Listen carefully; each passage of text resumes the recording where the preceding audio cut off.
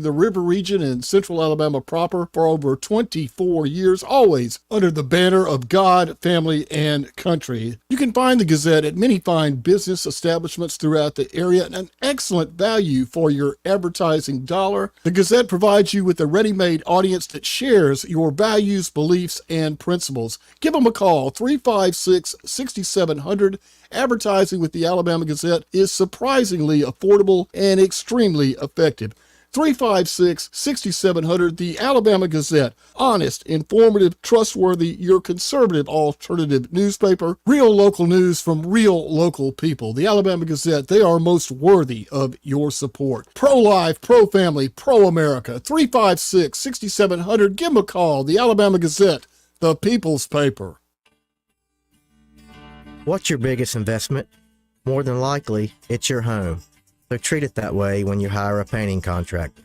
With PBS Painting, there are no gimmicks, no $99 specials. It's quality painting and someone who treats your home with the same respect that you do. At PBS Painting, we have been painting for years and look forward to many more years to come. With PBS Painting, the job gets prepped properly, whether it's cleaning, scraping, or priming. We always use quality products, which is a must for a quality paint job. So if you're looking for a painter that doesn't need upfront money and is on the job at all times, then please give me a call. Scott Bowers and PBS Painting, 294-5122. That's PBS Painting, 294-5122.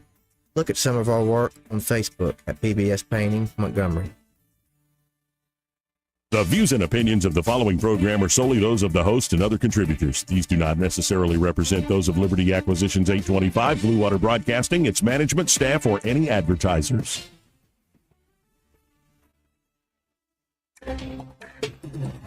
It's time for Montgomery's conversational radio show. It's News and Views on News Talk 93.1 FM. To join the conversation, call 272-9228.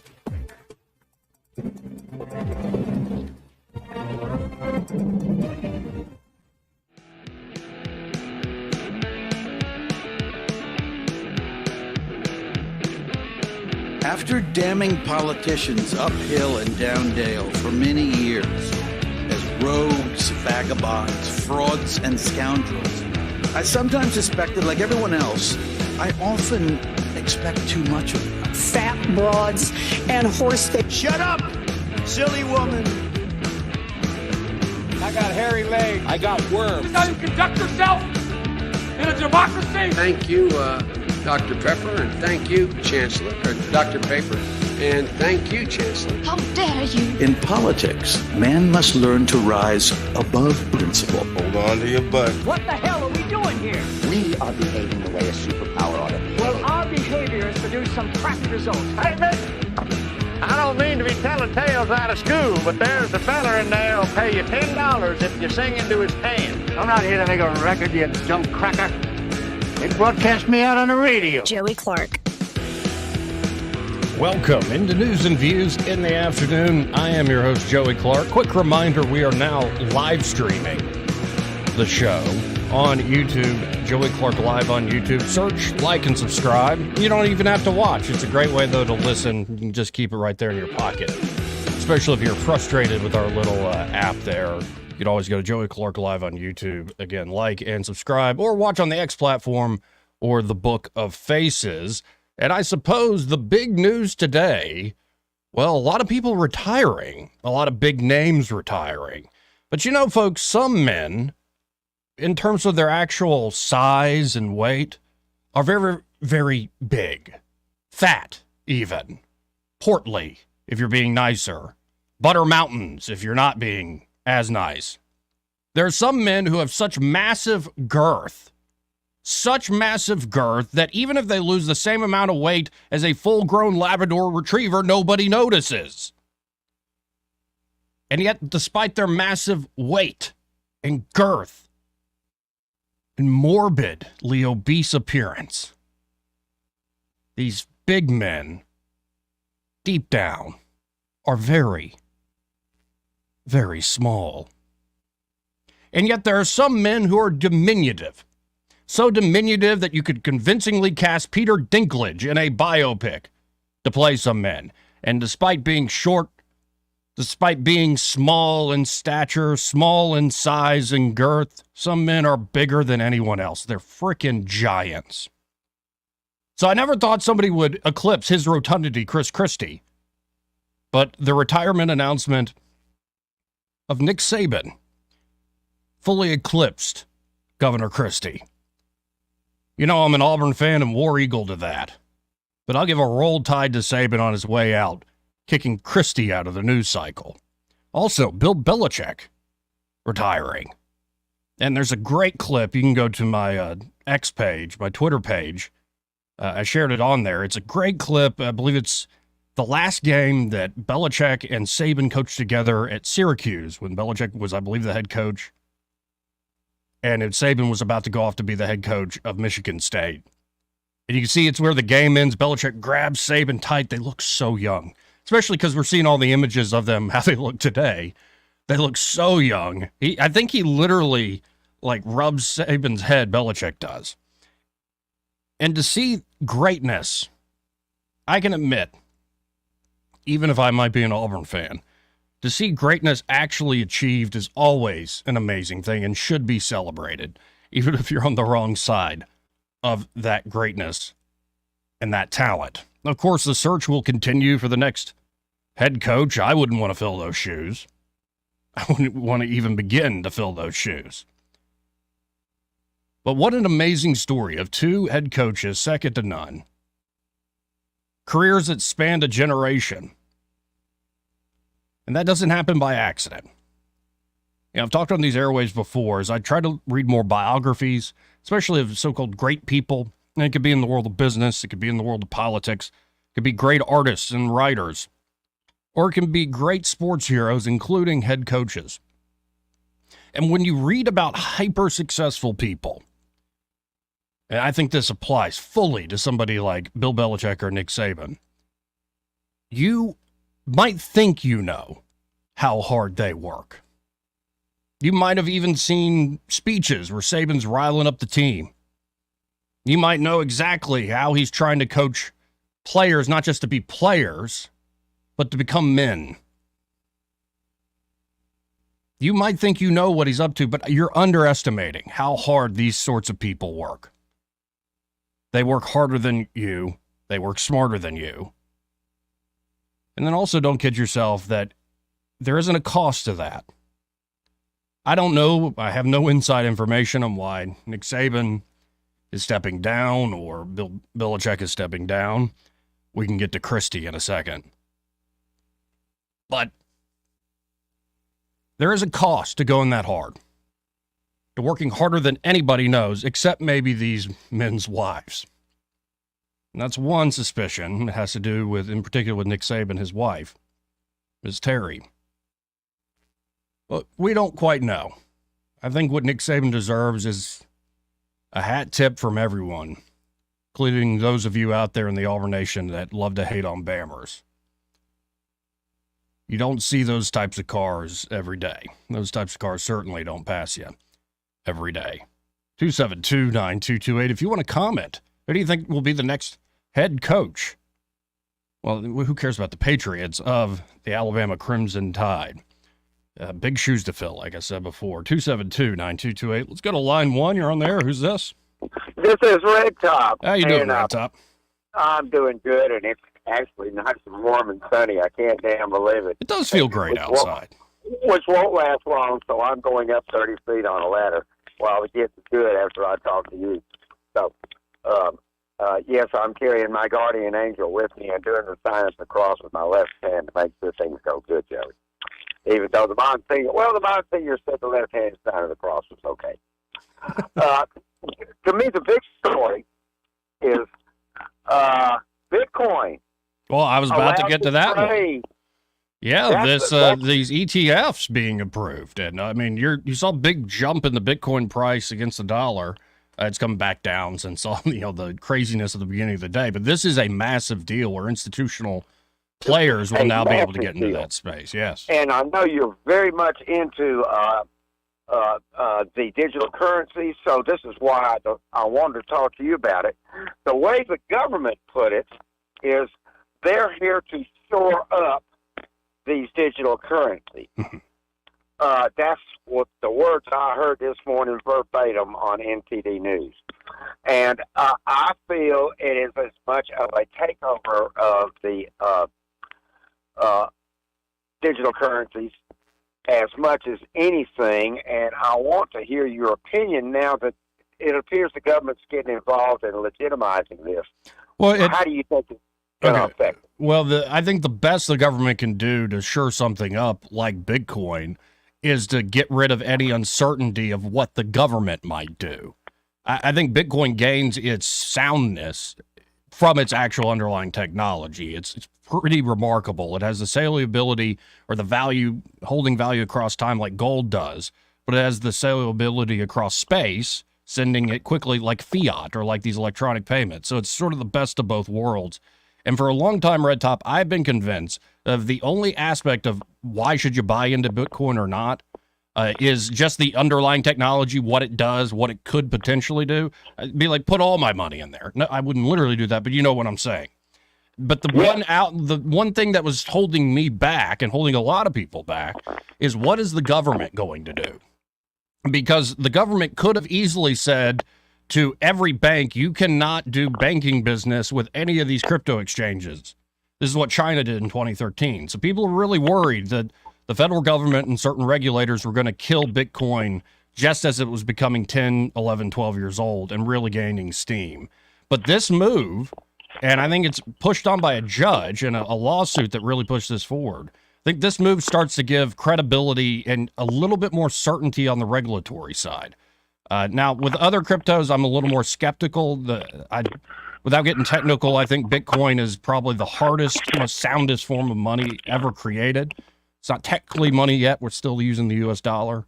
But it's an amazing thing to see. And I think this will move a lot more institutional players into using Bitcoin as a value. And that will mean these institutional players won't let the government kill it. Now, could I be wrong? Could this be a nefarious plan to kind of take it over and destroy the value? Maybe, but I don't think even the likes of BlackRock want to lose a bunch of money to destroy Bitcoin. I think they want to make money, and they see it as the best game in town for the long run. Well, BlackRock was one of the companies they mentioned this morning, along with a few of the other big shots who are going to be jumping into this damn stuff. Right. And so I'll be watching because I don't like the digital currency thing whatsoever because it leaves a cash guy like me out. But I realize that's a wave of the future, and of course I'm 70 years old. They won't have to worry about my cash much longer anyway. But it kind of reminds me of with the marijuana business. It's legal in 24 states, but you still can't put your money in the bank or have an account in that. So That's another way the federal government is kind of putting a monkey wrench in the works, keeping things from working that they need to straighten out. So I don't trust the government getting involved with it. If I was you, I'd be very skeptical. And I'm sure you are, being a libertarian. So. Oh, absolutely. But it's also like if anything, an Austro-libertarian. So Austrian economics, I think, really informed the creation of this technology, that you could have an economy with actual sound, limited supply of money. You don't have to have inflation always and forever. Well, being the Belgian libertarian economist I am, a Flemish, I don't believe any of them. Roll Tide, go Trump. Thank you, man. Appreciate it, Red Top. In many ways, this is kind of a vindication of, say, I would say, the Austro-libertarian school. And, the work of Ludwig von Mises is the work of folks like Murray Rothbard and so many other great names that have come after them and helped modernize this. One book I would just recommend to anybody who wants to start reading up on Bitcoin is by a fellow named Saifedean Ammous. Yeah, I think he's from Lebanon.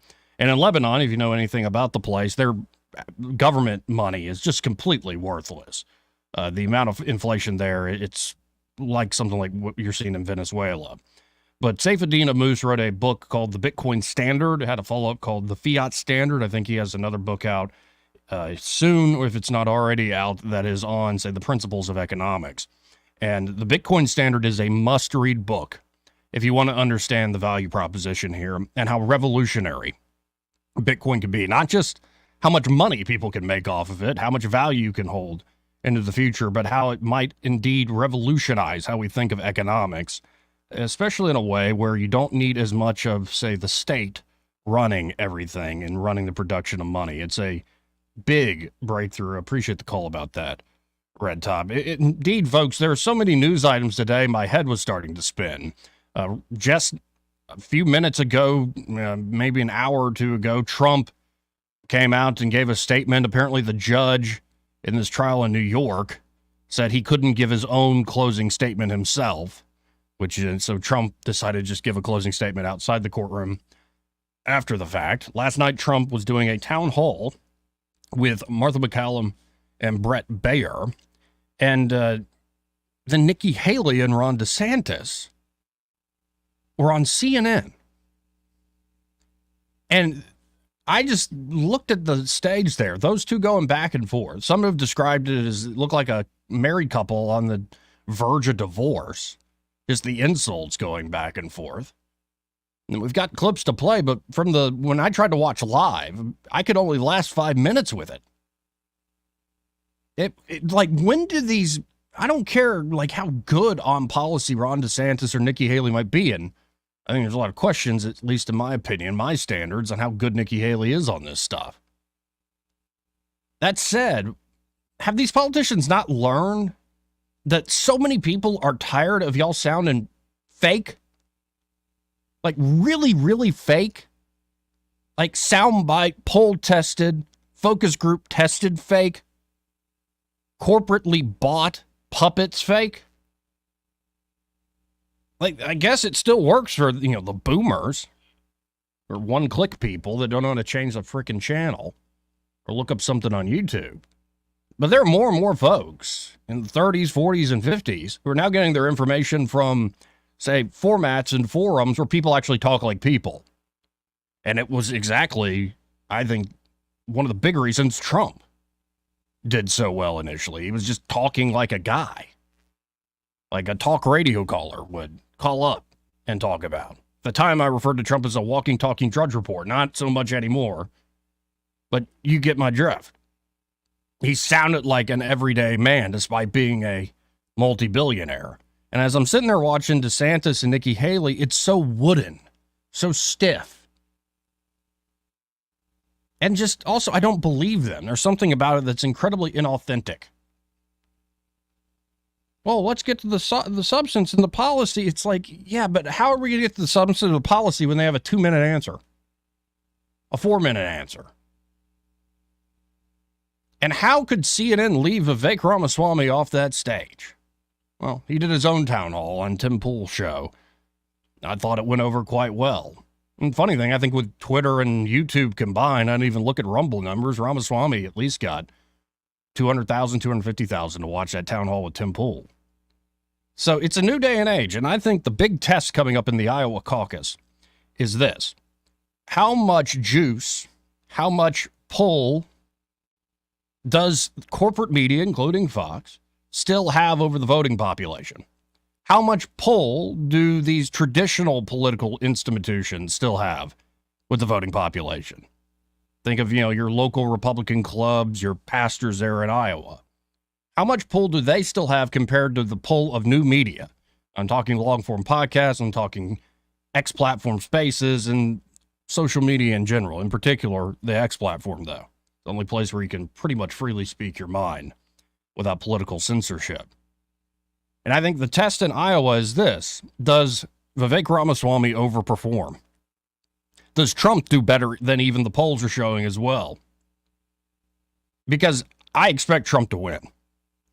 But if Vivek Ramaswamy pulls off a second place finish after the way he's been done wrong by the corporate media, after the way he's been done wrong by the polling, that would be a massive upset. Not just, for Vivek's candidacy, but for this proposition that also RFK Jr. is running on. He put it, I think, the best because it comes in the family name. That in the same way that Jack Kennedy, RFK Jr.'s uncle, that John F. Kennedy used television to his advantage You know, that famous line where Nixon lost on TV but won on radio. But Kennedy dominated the new medium where everybody was communicating. RFK Jr. seems to think, I believe Vivek Ramaswamy seems to think, and a lot of folks seem to think, look at how much money Tucker Carlson is now investing to build a media company. Look how well former Fox people like Megyn Kelly, Glenn Beck, Bill O'Reilly are doing. A lot of people are betting that this is the future. And maybe this cycle is still too early. But if there's an upset in Iowa, if the polling doesn't actually reflect the reality we see after the caucuses, well, we're in a new age. And honestly, I love it. Because it can be full of sound and fury. It can be full of a lot of nasty things. Nasty people say bigoted things, even hateful things. Oh my God. But at least it's authentic. You actually know where people stand. Instead of this pre-packaged bubble gum that we've been fed for a few generations now by corporate-controlled media. 272-9228. Well, let's go to the phones again. You're on there. Who's this? Oh, my goodness. This is James. How you doing, James? I'm good, Joey. And you? I'm great. Apparently nobody came after you last night. For what? Why would they come after me? Oh, the last conversation we had, you were sure they were coming after us both. Well, it's actually that fella I see in the mirror. I don't have time for that conversation. What's on your mind today, James? Money to be made from Bitcoin. Mm-hmm. Tell me something, Joey. What kind of valuation do we put on the money that is to be made? In other words, in what do we measure this advance of Bitcoin? That's a great question, and I don't have the exact numbers off the top of my head. But that guy I mentioned earlier, Saifedean Moose, he said, think about it this way. If Bitcoin starts being used as more a store of value by more and more people, in particular institutional players, so it would then be eating into the gold market. So look at I could go to Walmart and purchase tennis shoes, or even the author James Ray Brown's book at Food Outlet or Dee Dee's Book Rack at Trustful. With Bitcoin, you could. This is the day we're looking forward to. If that could be massive if it's like everyday spending. But where I was going is, what if Bitcoin just cannibalizes the gold market? What people have been traditionally using gold for? Like, you don't go to Walmart and buy things with a gold bar or coin anymore, but people still own and hold gold to hold value over time. Okay, so what you tell me is, instead of people being scared to death and running and getting gold bars or paper certificates that say I own 20 bars of gold or what have you, or said number of ounces, I'm storing up Bitcoin somewhere. Right, and it might not be you're that scared. You just think it's the best hold on value because it's a fixed, limited supply. And so think about what would be the market cap, I don't know the number off the top of my head, of the gold market. And then the big meal, gold's just the beginning. You don't go to Walmart and pay for your bread with bonds. So, like, the bond market could also be a huge deal for Bitcoin. All right, but if we're moving toward Bitcoin, that means central bank digital currency. Not necessarily, no. Not necessarily. Okay, what concerns me as a 60-year-old male is you refer to this gentleman from Lebanon who's their money in Lebanon, worthless. Mm-hmm. So this is what pushed this man to write this book about Bitcoin and be interested in Bitcoin and its value. And study economics. His background is he went to NYU to be an environmentalist. He wanted to save the planet. And he's a very analytical mind. And as he tried to figure out models on, climatology and all this, he realized, this is a bunch of bullcrap. This is you and I both understand that this planet is perishable. Yes. And we've written, we've read the book. We know how it ends. New heaven, new earth. But again, I'm back to the valuation of Bitcoin. And do we really want our present currency? Notice how I stepped around that. Our current currency. Our present currency. Do we really want it to be worthless so that we all clamor to something like Bitcoin? I would like a form of money that the government doesn't have a monopoly over. Yeah. Okay. I think that would be better for a lot of problems in our banking system. And what's to keep them from having the monopoly over Bitcoin once it is established as the currency? They can't produce Bitcoin out of thin air like they can the U.S. dollar. Well, they're not actually producing the dollar. It's produced off the continent. Somebody somewhere other than the United States is printing our own money. That's part of the problem that we have. Right, and you can't do that with Bitcoin. Okay. All right, you give me an education.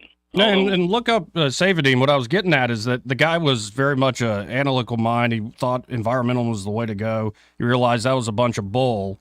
And yes, his experiences in Lebanon made him study economics, where I believe he got a PhD in that. And he's an Austrian economist. He's that school of thought. And the book, The Bitcoin Standard, is now being, I had a behind-the-scenes conversation with one of our senators here in Alabama. It said that's the book being passed around the halls of Congress. Like, it's a very effective, I think, good book. It's a good starter on what the heck is this thing? What could it mean? Okay, so now we're looking for guidance and leadership from people in the halls of Congress. I'm back to my concern. Are you following me, Joey? No, I'd like to empathize with everybody despite my usual suspicions, James. Joey Clark, you have a nice day, brother. You too. Slightly obtuse, James, today. 272-9228. This part of the program brought to you by Bo Goodson and the Goodson Group. And there at the Goodson Group, Bo and his team are ready to help you whether you're looking to buy or sell in the Montgomery or surrounding markets. You know, Bo, still got James on the mind. James, you got under my skin. You're in my head. No, but Bo's been working in the River Region real estate market for over 40 years, over 4 decades. Been helping buyers and sellers in the Montgomery and surrounding areas. And not only can they help you buying and selling at the Goodson Group, they have management services that are great service, reasonable fee, should you want to rent out your home. A rental investment in this market is a fantastic idea. But it can be a pain in the butt to be your own landlord, to manage that thing, find tenants, work with the tenants, the maintenance, the upkeep. Why not have a group of professionals there at the Goodson Group do that for you for, again, a reasonable fee? And the crown jewel there at the Goodson Group is the Bo Goodson Real Estate School. It's one of the most highly acclaimed real estate programs here in the state of Alabama, because not only are you learning from Bo's 40-plus years of experience, it's a very interactive course. He's not going to let you just sit there like a bump on the log. You got to be involved. And this way, people are learning from Bo's real experience. They're playing out real-life scenarios. And this is why so many folks have graduated from the Bo Goodson Real Estate School and gone on to great success as whether fully licensed realtors or just more knowledgeable private players. So check out the Goodson Group today. You can always go to thegoodsongroup.com or give them a call at 551-0225. That's 551-0225. Bo Goodson and the Goodson Group, great sponsor here of News and Views in the afternoon. We'll be right back after this.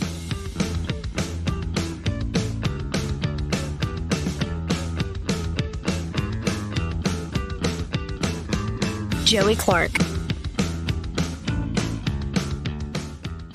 He may not know whether he's coming or going, but whether you're going to work or coming home, Greg Budell is there. Mornings 6 till 9 and afternoons 3 till 6. Only on News Talk 93.1 FM WACV.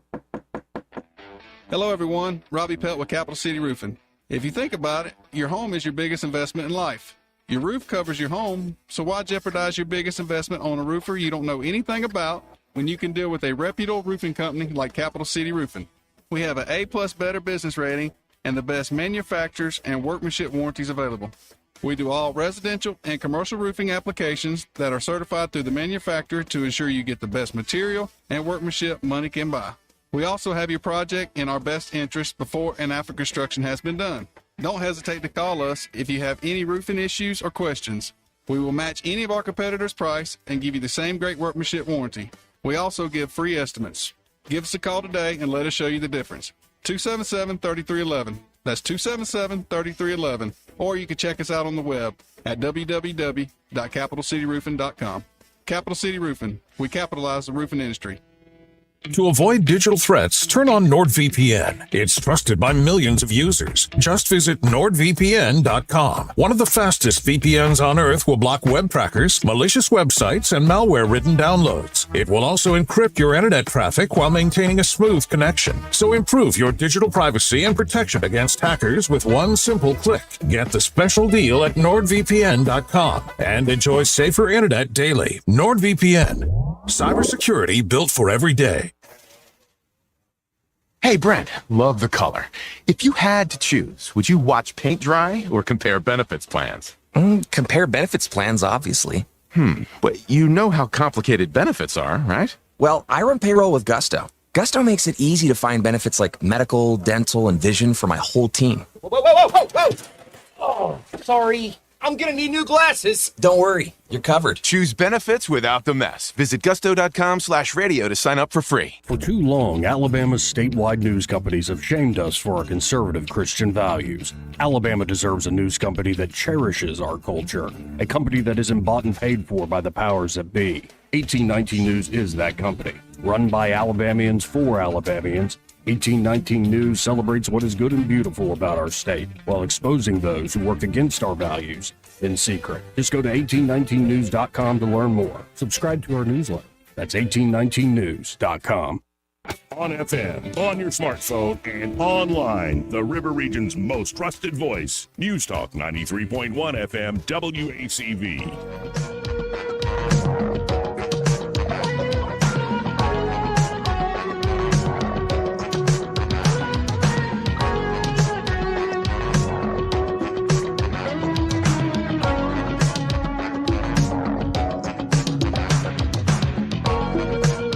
Joey Clark. Welcome back.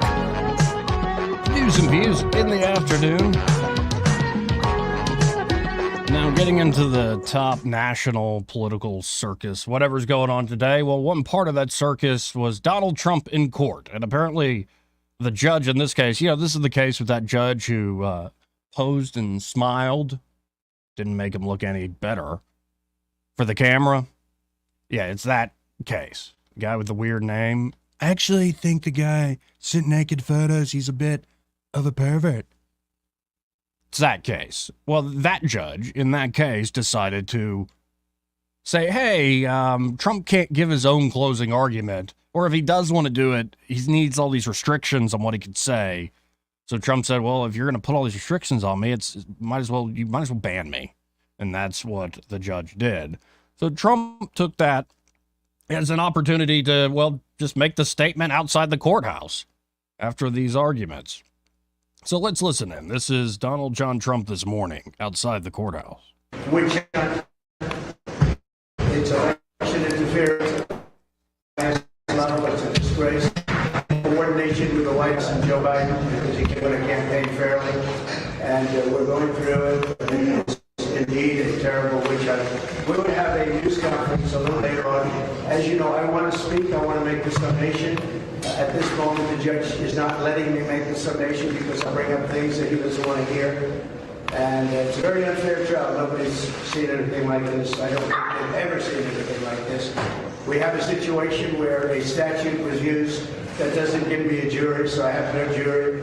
I really have no rights, and it's and nobody thinks it's constitutional. People, legal scholars are writing about it like it's something they've never seen before. So. Yeah, calling it a witch hunt. This is unprecedented. Never seen a trial like this before. And I guess at 1:30 our time, a little less than an hour from now, Trump will be holding that press conference. But Trump wasn't the only one on TV last night. CNN, like I said, decided, well, let's just have this thing with Nikki Haley and Ron DeSantis pretending like, that's all people watch anymore is places like CNN. We'll just ignore the other candidates in the room completely. So DeSantis and Nikki Haley kind of went at each other. We'll start with Nikki Haley, who was blasting Ronnie D. First of all, I have never said that we should give salaries or benefits or anything else to Ukrainians. I have said it again, Ron, so stop lying. DeSantis lies. Governor DeSantis, she has the floor. So you go, I did not support the aid package. I support equipment and ammunition going to Ukraine. I think it is incredibly important that we're honest and say we have to focus on national security. Don't go and lie to the American people to make them think we can't do this. You turn around and raise the debt limit. You're the one that's talked about, look at what you did to Florida. But think about the fact that he's talking about where's this money going to come from? The best way to tell about a candidate is to see how they've run their campaign. He has blown through $150 million. I don't even know how you do that. Through his campaign, he has nothing to show for it. He spent more money on private planes than he has on commercials trying to get Iowans to vote for him. If you can't manage a campaign, how are you going to manage a country? Which is exactly what. Well, listen, I'm proud that in the state of Florida, we're ranked #1 for economy of all 50 states by CNBC, #1 for Highest cost of education. living. She was ranked number 50 in education when she was governor of highest California. insurance, Governor And of Haley, course, she has she the wasn't floor. able to do school choice. She didn't. Like, I couldn't even hear a word of that. Like, I mean, I heard it, but I didn't hear it, if you catch my drift. It's just, really? There's some of you that actually like this stuff? Governor DeSantis, why should voters who are looking for an alternative to the current frontrunner, former President Trump, vote for you rather than former Governor Haley? Well, the people of Iowa, good evening. It's great to be in Iowa to have a debate here. Donald Trump's running to pursue his issues. Nikki Haley's running to pursue her donors' issues. I'm running to pursue your issues and your family's issues and to turn this country around. I'm the only one running that's delivered on 100% of the promises that I've made. We've delivered huge victories in the state of Florida, things that Republicans have been asking for a generation. I'm also the only one running that has beaten the left time and time again. We beat the teachers union on universal school choice. We beat Soros on crime. We beat Fauci on COVID. We beat the Dems on election integrity. And I beat the left by banning China from buying land in the state of Florida. Now, Nikki Haley is running. We don't need another mealy-mouthed politician who just tells you what she thinks you want to hear just to try to get your vote, then to get in office and to do her donors' bidding. She was in another state and she said the people of Iowa's votes need to be corrected. This is somebody that wrote in her book that Hillary Clinton inspired her to first run for office. I remember Hillary denigrating people on the Republican side as deplorables. We don't need a candidate who's going to look down on middle America. We've had enough of that. I'm the only one that's going to be able to lead this country's revival. I'm asking for your support, and I won't let you down. Well, we'll see if it works out for either of these two, whether it works out for either Nikki Haley or Ronnie D there. If I had to pick between those two, if I was forced to make that choice, I would go with Ron DeSantis all day, every day. I have some reservations about the governor of Florida. Like, what is he actually going to do on things like foreign policy, for instance? I think he's kind of talked out of both sides of his mouth on that. But generally speaking, I would be happy to vote for Ron DeSantis in the general. I'd be happy to vote for Donald Trump. I'd be more than happy to vote for the next guy we're going to play here, Vivek Ramaswamy. Because you heard, that question from Dana Bash on CNN that, if voters want a true alternative to Trump, why should, they pick you, Ron DeSantis, over Governor Haley? And again, they're acting like there isn't another guy who's constantly making waves in politics right now. In particular in Iowa, who's working his tail off in Iowa across the board. And that one man is Vivek Ramaswamy. He said, well, okay, guess the video's not going to play, folks. Well, screw me. Right? Nothing frickin' works in this place. Driving me nuts. So, calling in audible. This is the clip that's been making the rounds in Iowa, and it's why people are running to Vivek. It's him taking on the press directly. You know how Trump would do. Let's listen in together. By show of hands, who here is willing to admit that the Trump-Russia collusion hoax was indeed incorrectly reported by the mainstream media? Is there anybody here able to admit that that was incorrect reporting? It wouldn't be really appropriate inappropriate for us to answer the question. Why not? Why would that be inappropriate? I think it would be inappropriate. What's inappropriate is lying to the public. We're doing our job asking you. Was the public lied to, or did the media report on this set of facts that were provided? So that's a fair question. I actually think that the public was lied to long after the media systematically still understood that this was the product of the Steele dossier. The Steele dossier was a piece of Russian disinformation provided by the Hillary Clinton campaign that was served up to the federal government as a basis for issuing a FISA warrant to then potentially infiltrate a member of the opposition party. If this was Bush and Cheney doing it to John Kerry, this would have been the stuff of scandal, impeachment, and worse. And yet, I think it was an intentional lie that the media said that account, which we now know to be true, was actually the Russian disinformation. Now, Shauna, I would be charitable in my interpretation of that if it were just one instance. Let me give an easier one. Just by show of hands, does anybody believe the media's reporting about the origin of COVID-19? Again, Vivek's asking the press pool directly, asking the press these questions. Ran flatly in face of the facts that you have a Wuhan Institute of Virology that was now the likely origin of the COVID-19 pandemic. You all said that it wasn't for a long time. By show of hands, was the Wuhan lab the likely origin of the COVID-19 pandemic? Everybody, media or not? Media's not budging. So you have reported, the same media that has reported that the COVID-19 pandemic did not originate in a lab in Wuhan is willing to even say, unwilling to admit today. The report came out in 2023, so I guess. It was known that there was a Wuhan Institute of Virology where they were conducting gain-of-function research, the very city which was the origin of a global pandemic. And yet the media's explanation was that somehow it could have been any source other than actually having started in a lab. I just think that that's systematically unacceptable. The Hunter Biden laptop.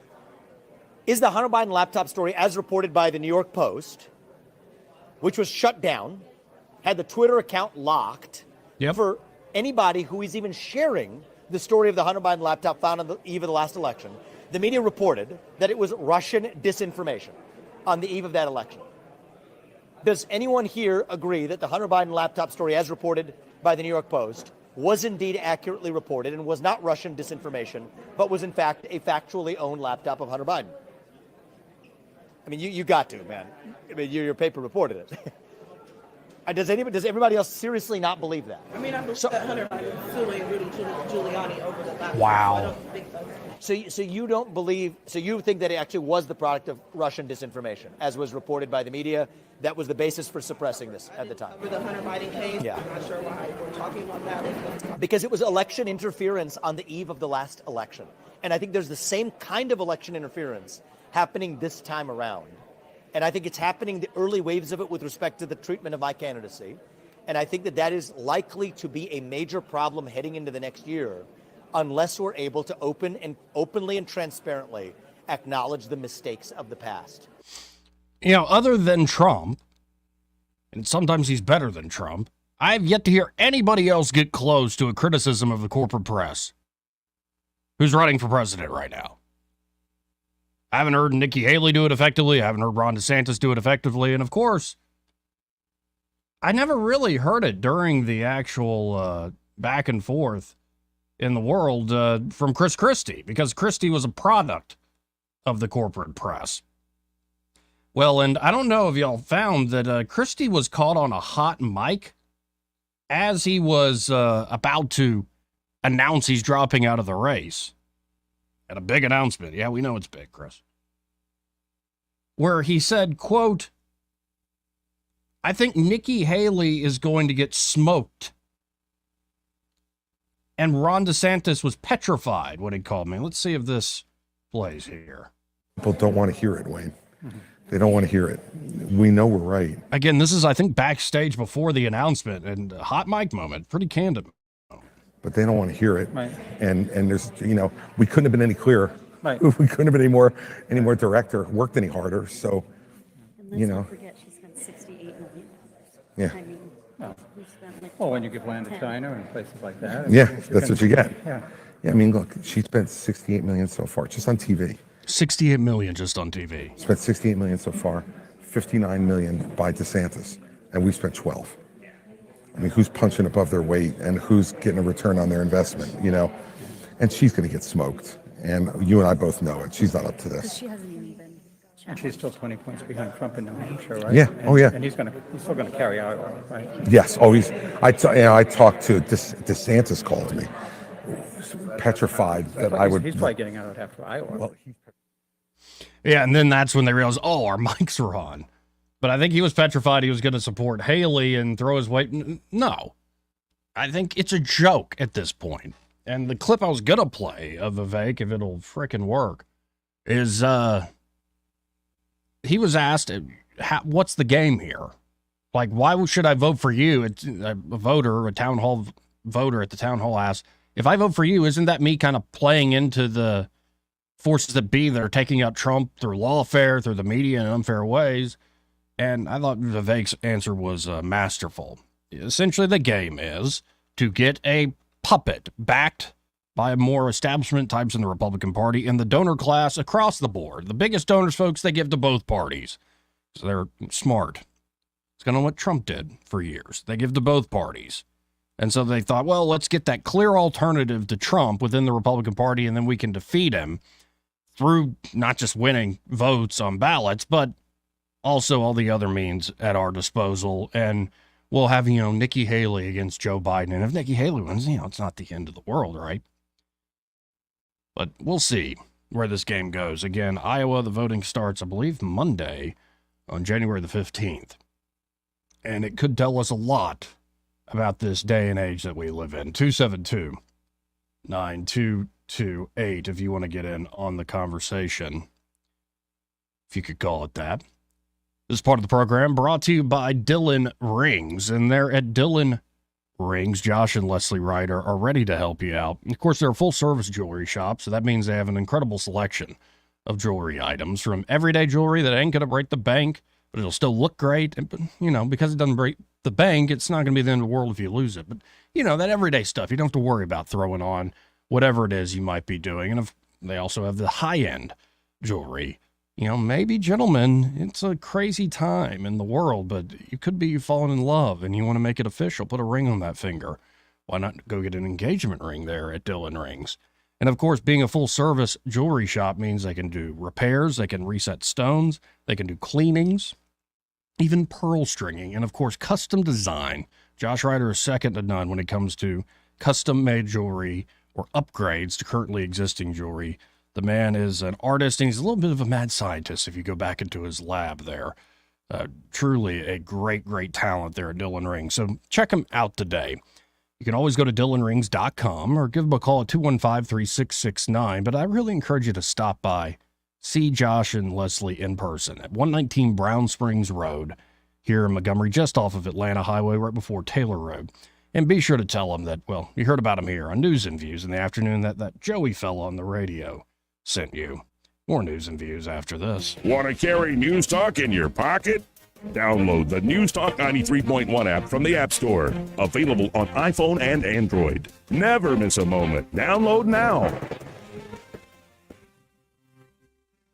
Hey there, River Region area. Dawson Electric hopes you had an amazing Christmas and a fantastic New Year. As we step into 2024, it's time to tackle those resolutions and make sure your home or business is in tip-top shape. And for all your electrical needs, there's one name you can trust, Dawson Electric. Whether you're planning a remodel, constructing a new home, or require service for your existing electrical systems, Dawson Electric has got you covered. Need emergency generators installed? Looking to enhance your outdoor space with stunning landscape lighting? Dawson Electric is the answer. We do it all for homes and commercial spaces alike. For more information, you can find us on Facebook. Search for Dawson Electric Company, LLC. Hit the like button and stay connected with us. We're happy to speak with you at any time. Just call 334-270-8024. Say it with me. That's 334-270-8024. For all your electrical service needs for home or business, call us at Dawson Electric.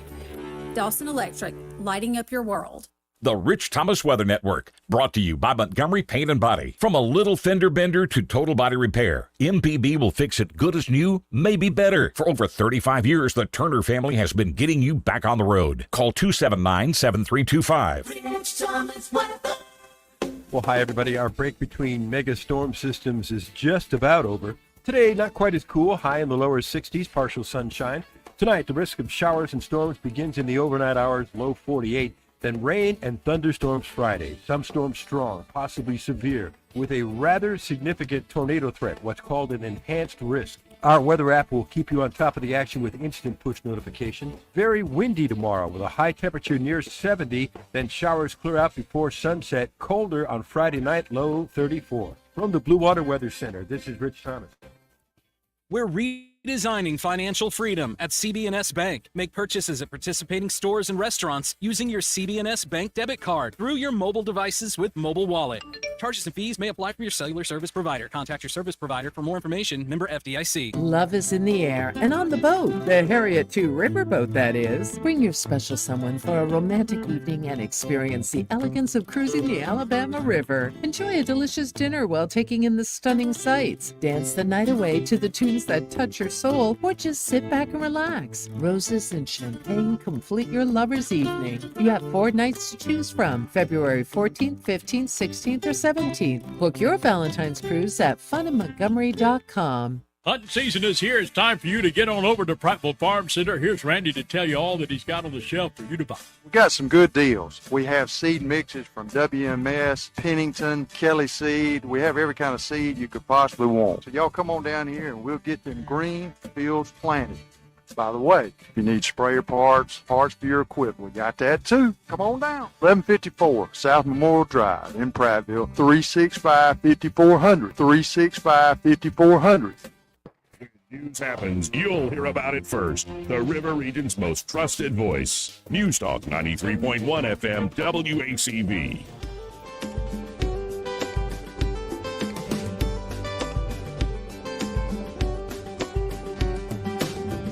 Joey Clark.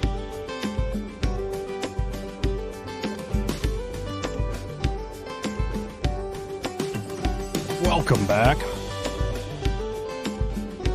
So as the news of Christie, broke yesterday afternoon, it gave Fox and Trump time to develop, a question and answer for the town hall. So you had Vivek Ramaswamy doing a town hall with Tim Pool. You had CNN doing a debate with Ron DeSantis and Nikki Haley. And then you had Fox News doing a sit-down alone town hall with President Trump. So here's President Trump being asked about, Chris Christie getting out of the race. They begin with a clip of Christie making his announcement.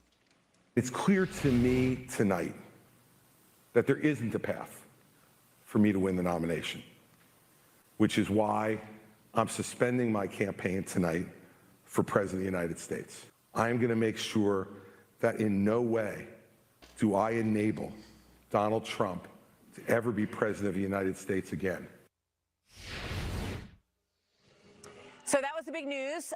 Late today, the former governor of New Jersey dropped out of the race in New Hampshire. You saw it there. There's a lot of speculation now that there could be a combining of forces of the people who supported him. He had about 12% there. And by some estimates, you're ahead by an average of 14 in the Real Clear Politics average polling in New Hampshire. So if that 12 goes to Nikki Haley, she could give you a run for your money there. Well, you have Democrats in New Hampshire, and they vote, and you have independents in New Hampshire in large numbers, and they vote. And I have polls that show me leading by a tremendous amount in New Hampshire and a lot in Iowa, and nationwide we're leading by almost 60 points. So I'm not exactly worried about it. I understand New Hampshire very well. I've won it twice and did very well with New Hampshire. I love the people. They love me, I think. We did a good job for New Hampshire economically and even from the standpoint of the military, taking care of the vets. And I think we're going to do very well in New Hampshire. Now, Chris Christie was in, and he got a hot mic I heard about. I thought actually the bigger story wasn't the fact that he dropped out. Nobody cared too much about that. But he had a hot mic where he was talking to somebody about the weather, and he happened to say that she doesn't have what it takes. She'll be creamed in the election. And I mean, I know her very well, and I happen to believe that Chris Christie is right. That's one of the few things he's been right about, actually. Yeah, Trump was just fine last night. I think he held his own just fine, and I think he's going to hold his own in Iowa. It's more what sort of dirty tricks are going to be pulled by the powers that be. That's what you got to watch out for. Second hour of News and Views in the afternoon. Coming up, 272-9228 if you want to join the conversation.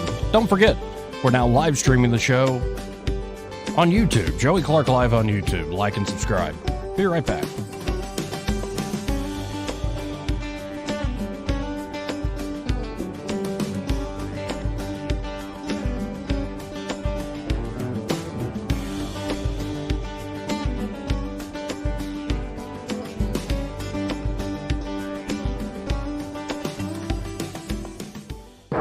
Broadcasting from the Riverside Chevrolet Master Control Center, this is WACV Cusana, News Talk 93.1 FM. When it's Chevy, it's Riverside.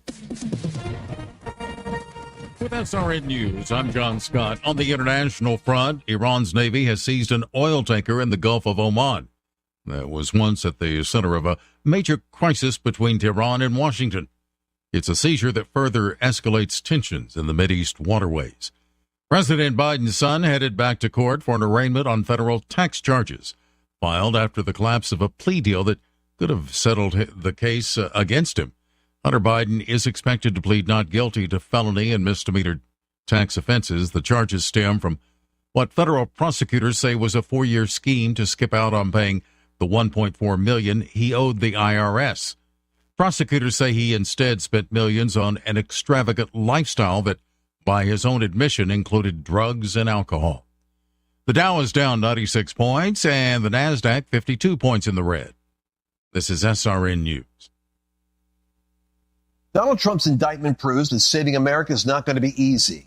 There are entrenched powers that are fighting this with everything they've got. They want to keep control over the country, the narrative, and the nation's money supply. Hi, I'm Lance Wallnau. I'm a news analyst, a Christian author, and evangelical leader. I speak to millions of people every week. People just like you. You see, what the elites are doing is using inflation and government handouts and now central bank digital currencies to determine how they're going to control America. And that's why I recommend all Christians start a gold IRA from the Birch Gold Group, because physical precious metals are one of the few ways you can maintain control over your own savings. To get a free info kit on gold IRAs, text the word faith to 989898. Birch Gold Group is the only gold company I trust. Get their free info kit and you'll see why a gold IRA can help you. There are no strings attached. Text the word faith to 989898 and you're going to be blessed by taking action right now. Rich Thomas Weather is brought to you by JB Windows and Siding. Call Jones Brothers. You'll be glad you did. JB Windows and Siding. What you're looking for. Rich Thomas Weather. Well, hi, everybody. Our break between mega storm systems is just about over. Today, not quite as cool, high in the lower 60s, partial sunshine. Tonight, the risk of showers and storms begins in the overnight hours, low 48. Then rain and thunderstorms Friday. Some storms strong, possibly severe, with a rather significant tornado threat, what's called an enhanced risk. Our weather app will keep you on top of the action with instant push notification. Very windy tomorrow with a high temperature near 70, then showers clear out before sunset. Colder on Friday night, low 34. From the Blue Water Weather Center, this is Rich Thomas. Thank you once again for voting ASE the best credit union and best mortgage company in Central Alabama's Reader's Choice Awards. We're honored to serve our members for 69 years and counting. ASE Credit Union, your life, your goals, your ASE. From the Blue Water Broadcasting News Center, here's today's top stories. Alabama head football coach Nick Saban announced his retirement Wednesday. Saban won more college football national titles than any coach in the modern era. Since his arrival at Alabama in 2007, Nick Saban compiled an incredible 206-29 record and won 6 national championships. Bottled water is now available to citizens of Selma affected by a Tuesday emergency notice to boil water until further notice. The Selma water system is experiencing low pressure and outages due to an unidentified water loss. An estimate of how long it will take to fix the issue has not yet been released. Alabama Speaker of the House Nathaniel Ledbetter previewed the upcoming 2024 legislative session on Wednesday. The speaker says lawmakers will focus on more funding for Alabama's education budget, school choice legislation, and passing a gaming bill. The legislative session will begin February 6th. From the Blue Water Broadcasting News Center, I'm Sky Mosley. This is Zach with Dry County Pond over here in Prattville, Alabama. We've been advertising on Blue Water Broadcasting here for a little while, and the results we've been getting are outstanding. If you're looking to do any advertisement, I would highly recommend Blue Water Broadcasting. Radio works. It's as simple as that. Call us to find out how radio can work for your business. Blue Water Broadcasting. Local folks. Helping local business. This hour of news and views is brought to you by our good friends at Alabama Home Mortgage. Alabama Home Mortgage, 567-4223. Visit them on the web at myalabamahomemortgage.com. NMLS number 1586368. An equal housing lender. Hey, it's Lyle from Marguerite's. We all want to wish you a wonderful, happy new year, 2024. We're building all new, beautiful jewelry for you. Of course, we remake things. If you have anything sitting around, bring it in. Let's see what we can do with it. Marguerite's is full service. We have the best jewelers around. We have the best gift wrappers around. We have the best merchandise around. We have the best pricing around. We have the best quality around. But I'm not bragging. We're darn good, though. Come in and see us at Marguerite's. We really appreciate it. Looking forward to a great 2024. I'm with Miss Dot at the Eastbrook Flea Market and Antique Mall, and Dot, we're ready to roll into a new year. Happy New Year. Tell me what's going on here at Eastbrook Flea Market and Antique Mall. The booths are being restocked. The hot cider is going.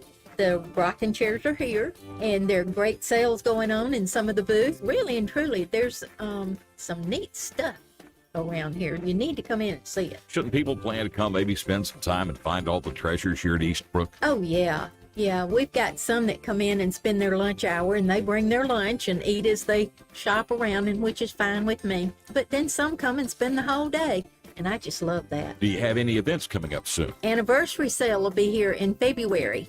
Don't know the exact date yet, but listen for the ad. Come shop that day because it'll be a great event. All right, Dot, give us the hours of operation. Monday through Friday, 10 until 6. Saturday, 9 until 6. Sunday is 12:30 to 4:30. That's the Eastbrook Flea Market and Antique Mall, 425 Coliseum Boulevard. The Health and Wealth Show. The Health and Wealth Show. The show so nice, we said it twice.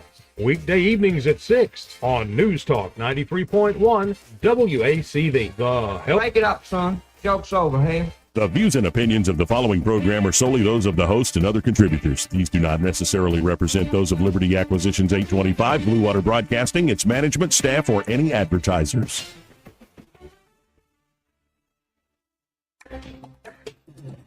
It's time for Montgomery's conversational radio show. It's news and views on News Talk 93.1 FM. To join the conversation, call 272-9228.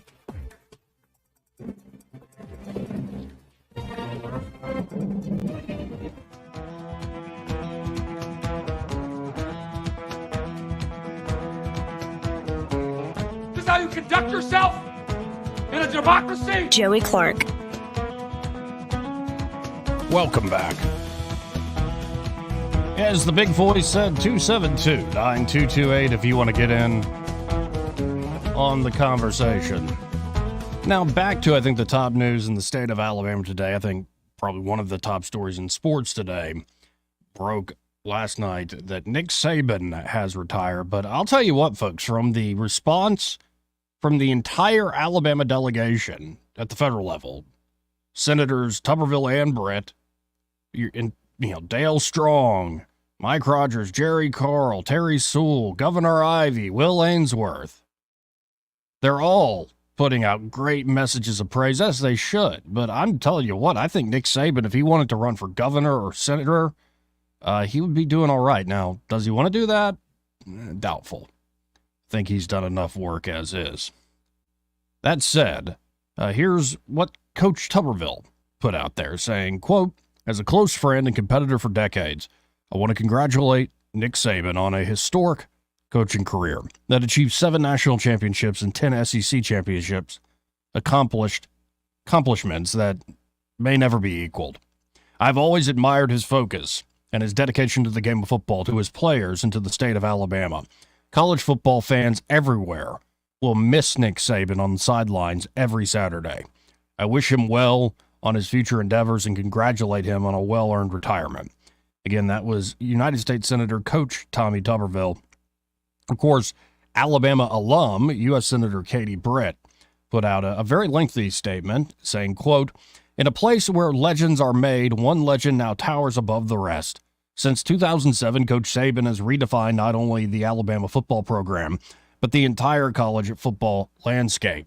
I believe that what he accomplished on the field was the greatest coaching job in the history of athletics, but his incredible impact on the University of Alabama, the Tuscaloosa community, and the state of Alabama extends well beyond the boundaries of Bryant-Denny Stadium.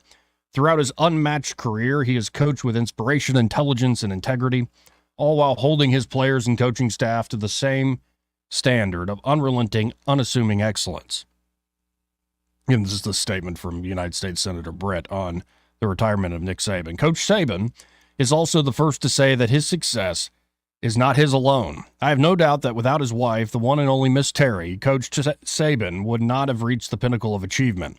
The Saban's legacy will be defined by the countless numbers of lives they changed for the better.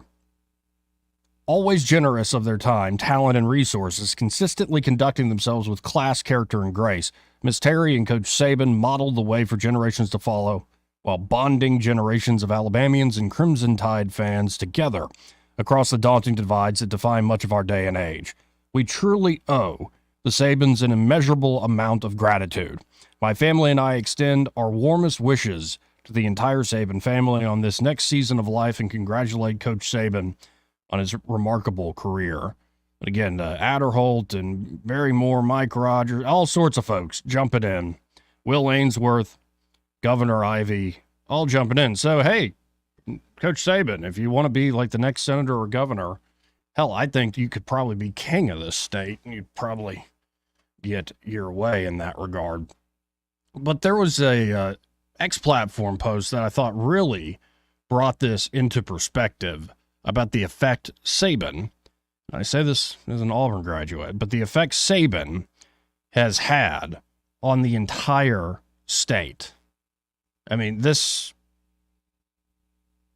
is an amazing breakdown.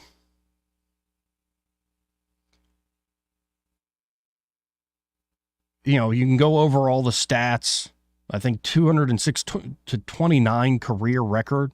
206-29 career record in 17 seasons. That's amazing. Only 29 losses in 17 seasons. But financially, it's even crazier. His impact off the field. The Flutie effect is when athletic accomplishments increase exposure and eventually enrollment. And no one did it bigger than Saban.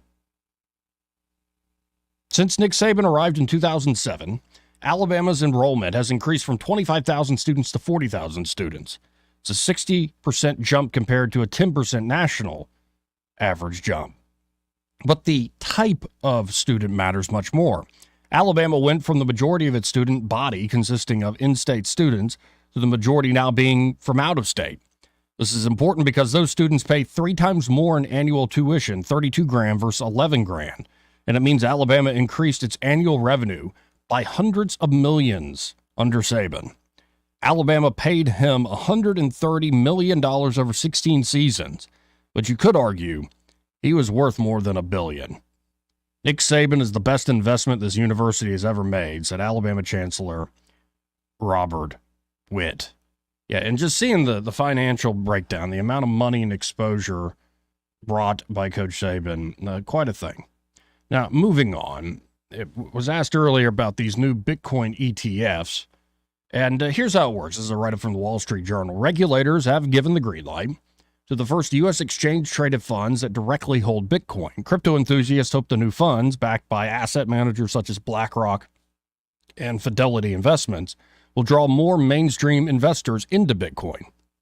In many ways, the new ETFs are similar to the gold ETFs that emerged in the early 2000s and became a popular way to invest in the precious metal.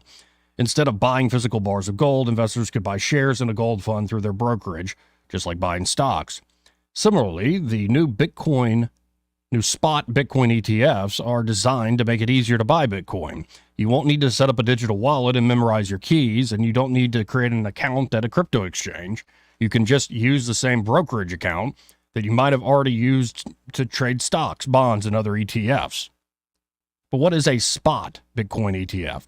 It is a fund that holds Bitcoin for investors. The term spot simply means that it holds actual Bitcoin rather than a derivative tied to the price of Bitcoin.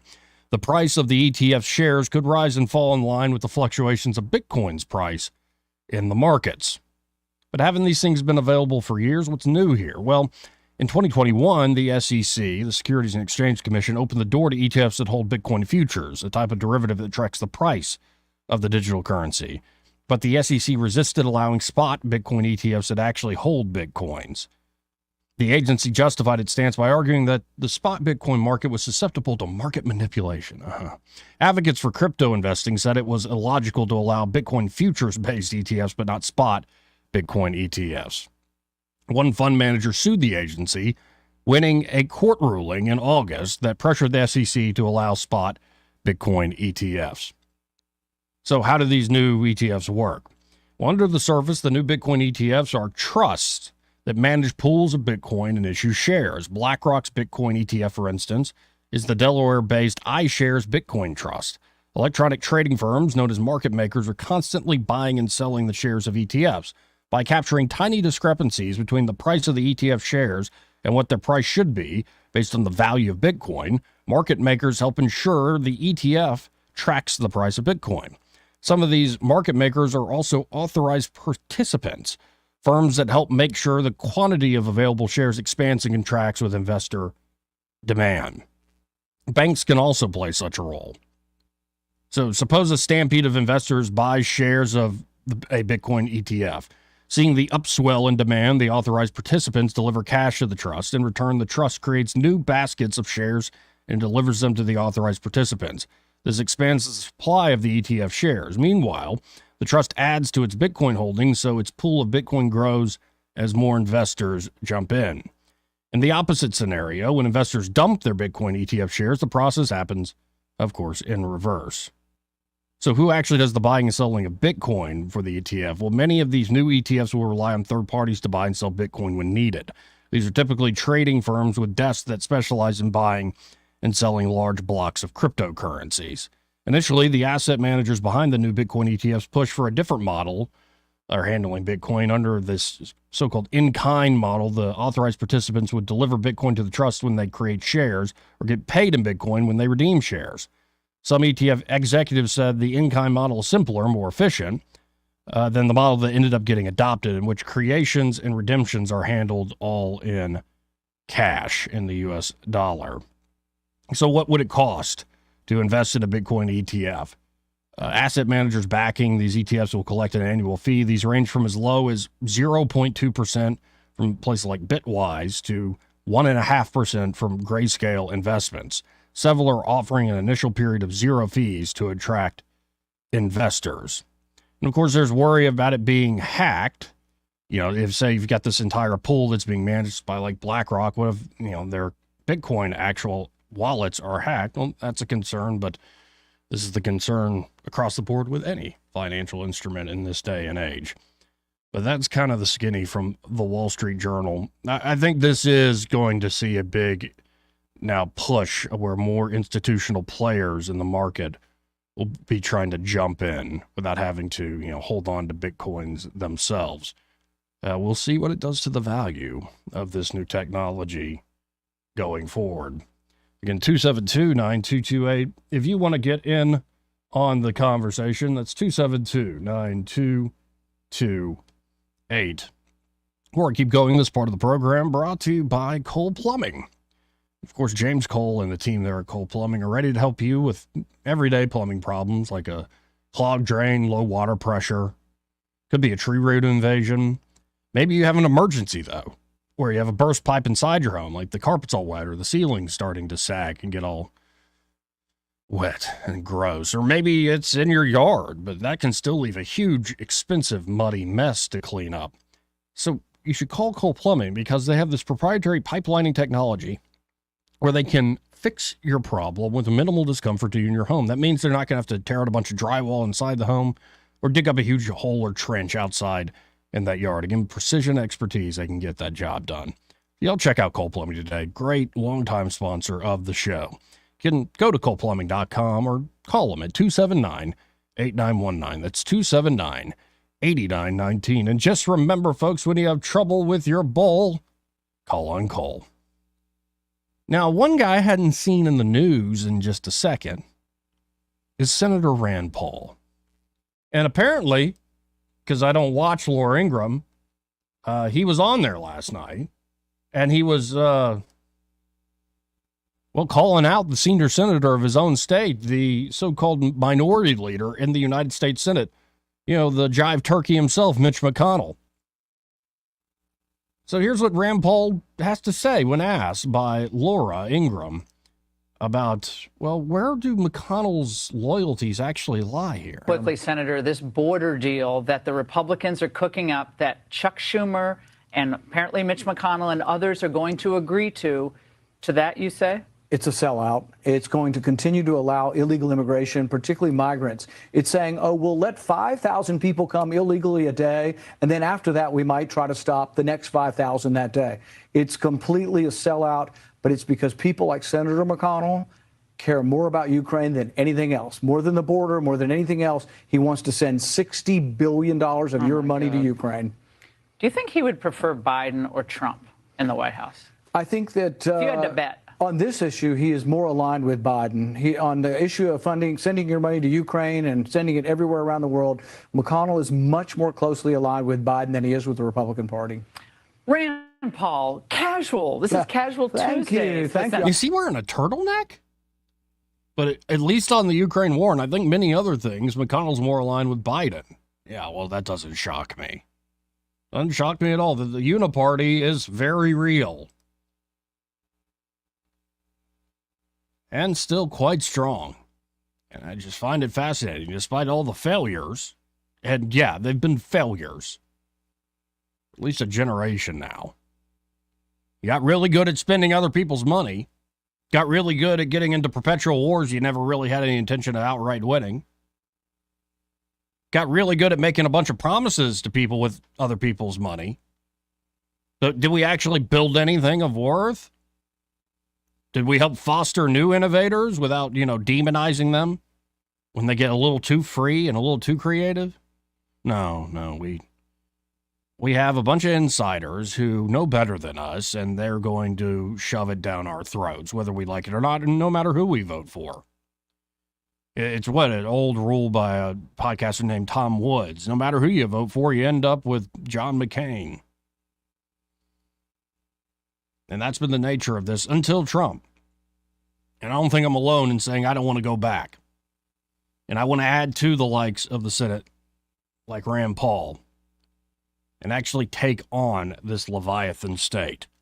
Because it's sapping us of our liberty, sapping us of our wealth, and I think the most insidious aspect of this over-reliance on this Leviathan government is that it's driving folks apart. And it doesn't shock me. When you offer power to everybody, they're going to get all jealous over it. Especially if you say, hey, this gun in the middle of the room, first person who gets it gets to use it on the other person. And that's how your politics is presented to you. You're under siege. The other side is going to destroy you. Well, maybe so. But what are the sides here, actually? And is the whole Republican versus Democrat game actually a big smokescreen for the actual divide in this country between a ruling class and everyday Americans? Well, we'll see how the elections turn out.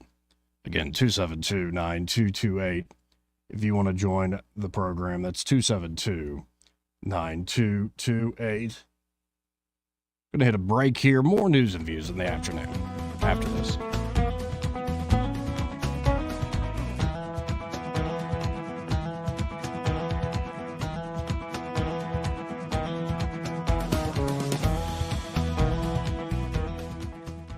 He may not know whether he's coming or going, But whether you're going to work or coming home, Greg Budell is there. Mornings 6 till 9 and afternoons 3 till 6. Only on News Talk 93.1 FM WACV. Hi, this is Bo Goodson with the Goodson Group with the updated market report. Over the past 11 and a half months, over 4,100 homes have sold and closed in our MLS system with an average price of $245,000. Houses are selling at listed price throughout the river region, and over 35% are selling in the first 30 days on the market. Rising interest rates tend to keep some people from buying, but it didn't stop over 4,100 families from buying this year. There's a cost to waiting and expecting rates to fall, and that cost is appreciation, which has been rising nearly every month for the last 2 years. So the house that you delay buying this year could cost you $35,000 more next year, even if the rate falls. One alternative is to buy now, refinance when rates improve, and that way you are not paying more for the house that you really wanted. For the facts, call Bo Goodson with the Goodson Group at 221-2883 or 551-0225. Sweetheart? Yeah? Well, I've been thinking, I'm tired of this house. What? You want to move? Yeah, but we'd have to do some updating,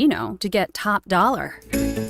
Updating really does make a lot of sense, especially when you're talking about lighting. That's where Crosby Electric comes in. They'll help you choose a stunning pendant fixture over your bathroom sink, dramatic flush mount lighting over your kitchen island, maybe some LED panels to backlight your countertops. Energy-saving LED lighting has really come down in price. Or how about a new ceiling fan that moves air more efficiently than fans built only 10 years ago? The bottom line, updating your lighting almost always delivers a full return on your investment. Well, sweetheart, the house looks fabulous. Yeah. Guess I'll put out the for sale sign. Wait. What? I don't want to move. Find out how to turn your house into the home you'll never want to leave. Visit crosbyelectric.com or call 272-2085.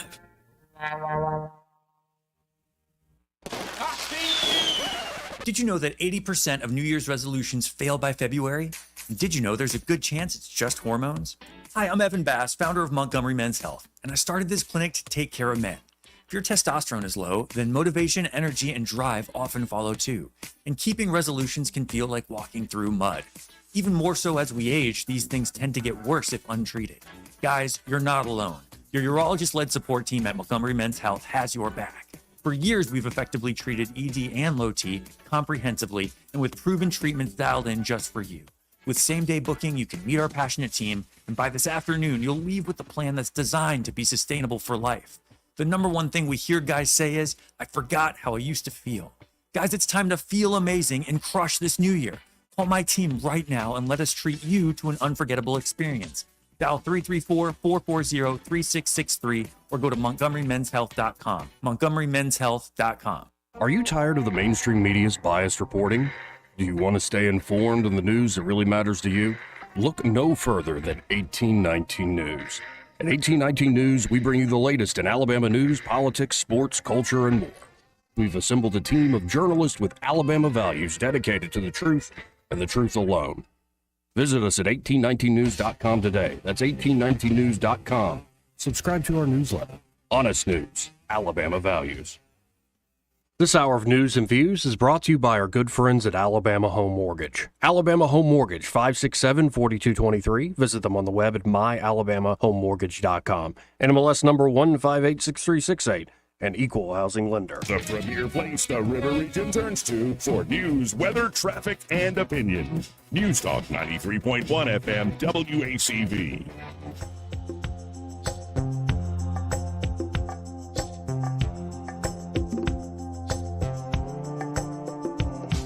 Joey Clark. Welcome back. Apparently Trump is any minute now going to give a press conference.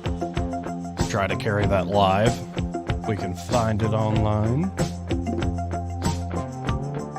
But first, this part of the program brought to you by Pest Pro Services. And their Pest Pro Services, Ashley and that great team are ready to help you with any of your potential pest control problems. With how wet it is, there are certain critters that are going to thrive on that. One thing that definitely comes to mind are termites. Now, homeowners insurance does not cover termite damage or termite treatment. So you might as well get the treatment done so you don't have to pay for any damage that might come your way. And what's beautiful with Pest Pro Services is they're bringing you the very best and newest technology to your home. They have the Terminator HB2 injection unit, and essentially they can lay down bait. So if termites do hit your property, they're going to hit that bait first. Pest Pro will know when they hit the bait, come out and take care of them for good. And God forbid, maybe you do already have a termite problem. Of course, Pest Pro can help you in that regard. I recommend, don't wait until you have some big emergency problem. Make Pest Pro Services your everyday pest control company. You know, they're all the rage. They've grown leaps and bounds over these last 3 years, and it's because of the great service they offer and the fact that they're great people, local folks, giving back to other local folks all the time. So check them out today. You can always call Pest Pro at 265-9990. That's 265-9990. Or go to ppsriverregion.com or just search Pest Pro Services on the Book of Faces. When you want to know, call a pro. Pest Pro Services. And be sure to tell Ashley and that great team there that Joey from News and Views, that fella in the afternoon, sent you. Yeah, so Trump should be out any minute now. This is in reaction to, I think, a lot of what happened in the court case recently where Trump was barred from giving his closing arguments. I don't know why he was barred exactly. Maybe it's because he might say something rude and, you know, the courtroom just can't handle that sort of thing. I have no clue. But Trump is about to deliver the remarks. Yeah, we're sitting there waiting for him. So when that comes up, I will bring that to you live, folks. We'll definitely do that. But in the meantime, a weird, fun story that I thought, well, you gotta love arbitration, right? Well, it's a weird thing to say. But I think private arbitration agreements often work out well. They're much less costly and much swifter than the courts. It's why you see a lot of companies going to, you know, private arbitration clauses in the contracts with their, with their employees or with other businesses. It's an easier way of doing business if something goes wrong. And there's a guy named Jod Slayman. He was a reporter for Philadelphia-based NPR member station WHYY, but he's also trying to break into the stand-up comedy business like everybody else and their brother as a Muslim comic in his off hours. If the recent past has taught us anything, it's that the new left hates comedy. And even belonging to a minority group isn't going to save you from the woke barbarians. Just ask Dave Chappelle. So it's no surprise that Slayman's stand-up side gig upended his day job. Last year, when NPR found clips of this fella's stand-up online, Slayman got the boot.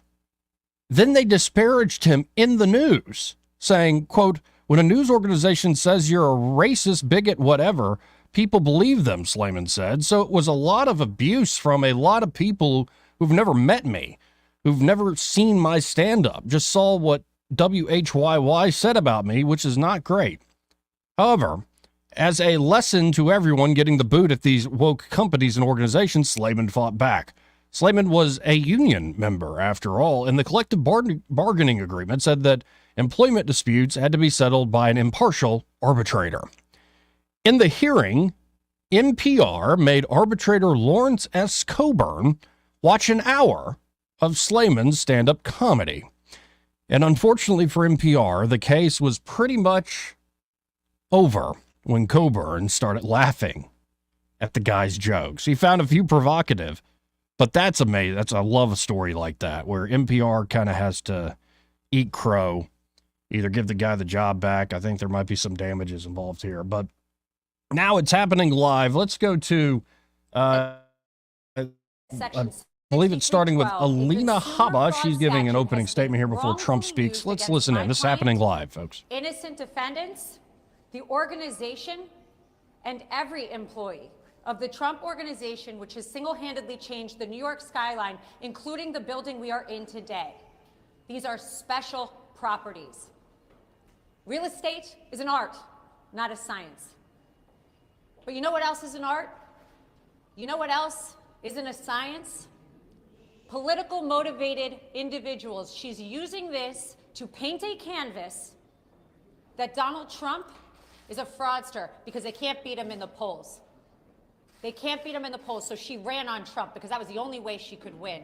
And now today, after 11 weeks, after 3 years, we have concluded that he indeed committed no wrong. The Trump organization committed no wrong, and the kids have been dragged in just like the other defendants, and it is wrong.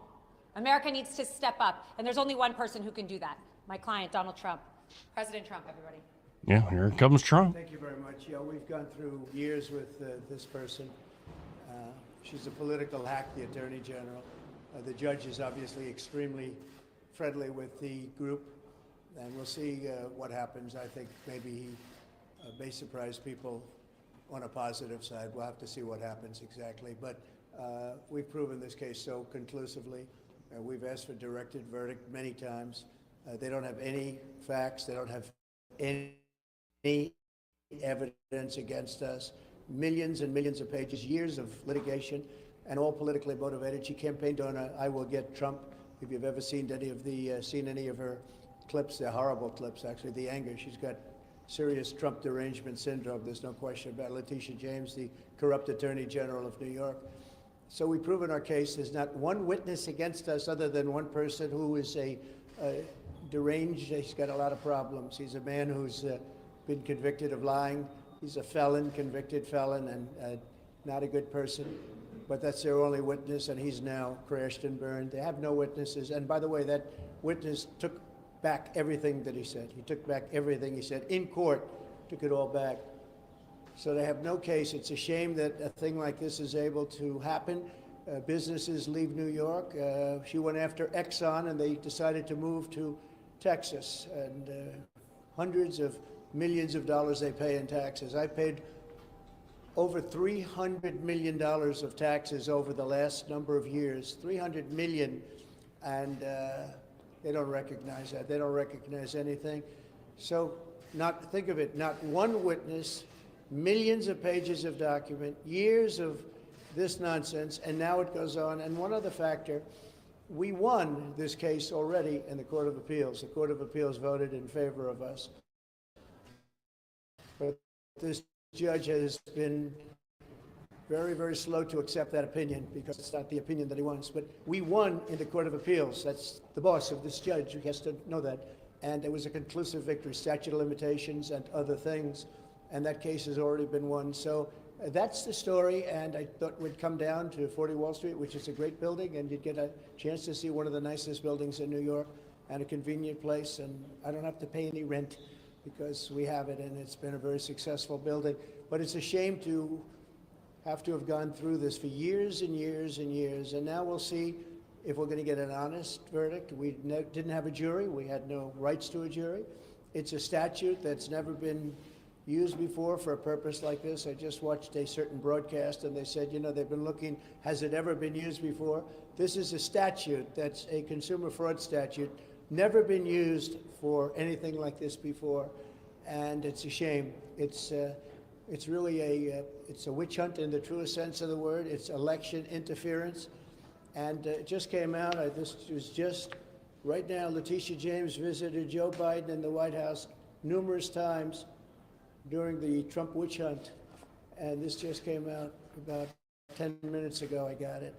And so it's all a conspiracy to try and get Biden, who can't put two sentences together, trying to get him into office. So I just want to let you know that we have our best poll numbers, we have the best everything, despite this, and maybe because of this, because the people of the United States, all of those people back there, but the people of the United States really get it. They get it better than anybody else. Yeah, please.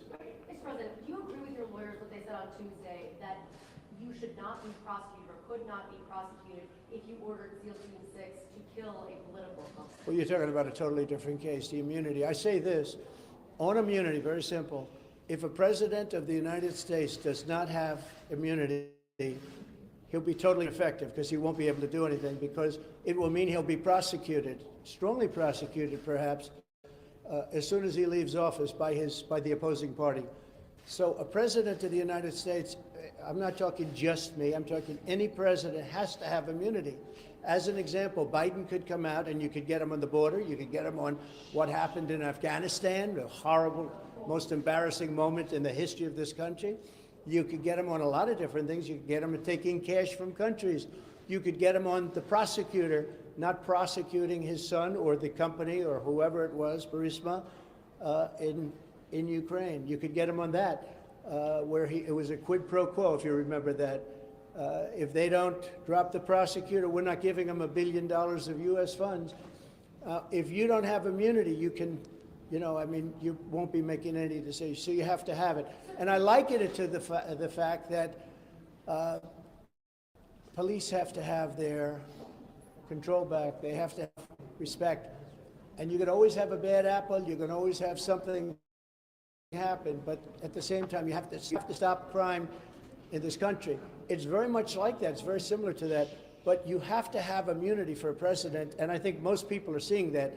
I've read a lot of legal reports lately and scholarly reports that are saying you really have to have a president of this country has to have immunity, or they're not going to be able to function in office. Yeah, Bob? President Trump, we're just days away from the Iowa caucuses. What percentage of your time these days is spent on your campaign? What percentage is spent on your legal issues? Well, see, my legal issues, every one of them, everyone, civil and the criminal ones, are all set up by Joe Biden, crooked Joe Biden. This is something that's never happened in this country. Even when you look at this is all about Biden and her meeting. So even the civil ones, this is civil, they're set up by Biden. Every single, just about, case that I'm involved in is set up by Biden. They're doing it for election interference. And in a way, I guess you'd consider it part of the campaign, because if you really look at it, they are doing this. It's never been done like this in this country. It's like we're a third world country, a banana republic. But every one of the things that you write about are Biden indictments. And I don't know, I just got a poll. We just had a poll. It just came out, and we're leading massively in Iowa. We're leading very, very big in New Hampshire. We're leading because the people are saying this. These are all set up. Every time somebody sees me in court, remember, Joe Biden and his thugs that surround him did it. They're trying to get a man in office that can't put two sentences together, and they're doing that. But so far, we seem to do very well. You have the Iowa caucuses Monday, an event in New Hampshire Tuesday. Are you going to be back in court for the Eugene Carroll case on Wednesday? Yeah, well, that's another one. That's sponsored by Reid Hoffman and some Democrat operatives. I never saw this woman in my life other than to have a picture with her and her husband, John Johnson, a nice guy who was a newscaster many years ago. I remember him, and she said horrible things about him since. I mean, horrible, horrible things, called him bad names. Again, folks, this is Trump doing a press conference live right now. It is live. I have no idea who this woman is. I have absolutely no idea. The whole thing is ridiculous that this is even a case. This should never have happened. But again, this is sponsored by the Democrats. It's another case, all sponsored by, it's a demeaning kind of a thing, and that's what they want to do. It's called election interference. And yeah, I'm going to go to it, and I'm going to explain. I don't know who the hell she is. I have no idea. They called me up years ago, and they said, do you know about this woman 25 or 30 years ago? She doesn't even know the date, the time, the month, the season. She has no idea. And if you read and if you watch, take a look at the Anderson Cooper interview of her. And if you take a look at that, Trump is so innocent, but we have been given a very unfair trial there, too. I don't get very fair trials in New York. Have you made a decision about whether you're going to show up for the federal trial? You showed up here in New York for your civil fraud trial. You just said you're going to show up for the Eugene Carroll case. Are you planning to show up in court when they begin, whenever they begin? Sure, sure. Documents case? I would do that. Well, the documents case, I just hear where they want to try and exonerate Biden, and he didn't have the Presidential Records Act, and I do. What I did, nothing wrong. What he did, a lot of people say substantially wrong. You can't have two tiers of justice in this country. But no, I want to go to all of my trials. These are all set up by Biden and the Democrats. This is their new form of cheating. This is, like last time, this is their new form of cheating. So far, I think it's gone very much against them. Yeah, please. Yes, during the hearing, you said that Exxon left New York because of the New York Attorney General's case, but Exxon actually left in 1989. No, they took the rest of their divisions out. Yeah. They left earlier. They were treated very badly in New York. You could have had them in New York. They could have been paying a lot of money. But it wasn't Letitia James.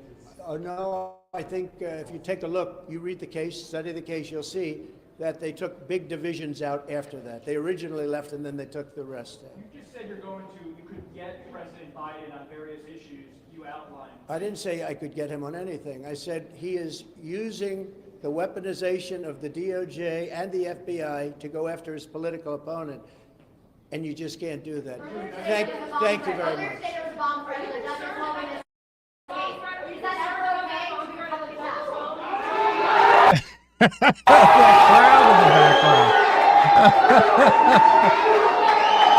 Now chanting sounds like USA and other sorts of jeers. Wow. That was live, folks. Press conference. Trump is unrepentant. Oh, now I'm going to keep playing this. Watch this, folks. He comes back. Trump comes back and responds to the crowd.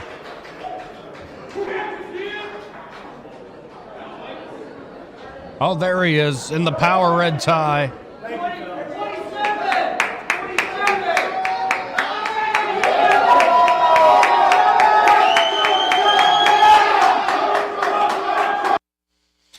Well, there he is.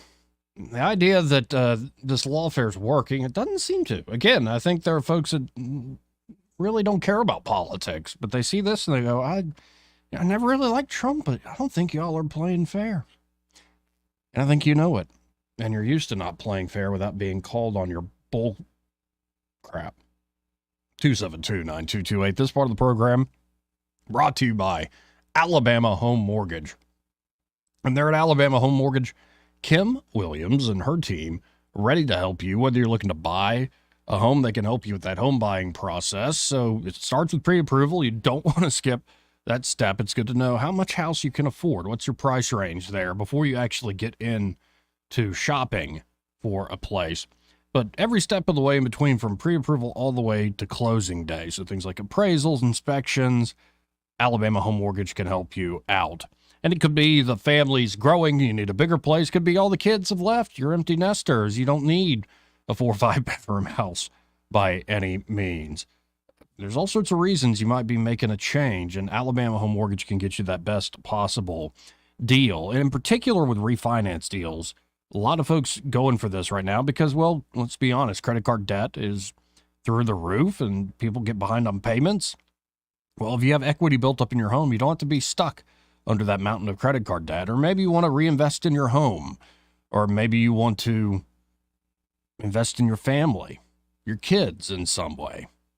Or it could just be a cash flow issue. It's equity you built up. You can use it how you wish. So call Alabama Home Mortgage today, 567-4223.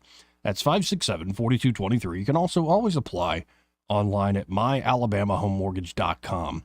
There is a difference in mortgage companies. Let Kim and Madeline prove that to you today. NMLS number 1586368, an equal housing lender. In a second, we should have Michael Cohen of Cohen's Electronics and Appliances on the phone. But in the meantime, y'all stay tuned. We'll be back after this quick break.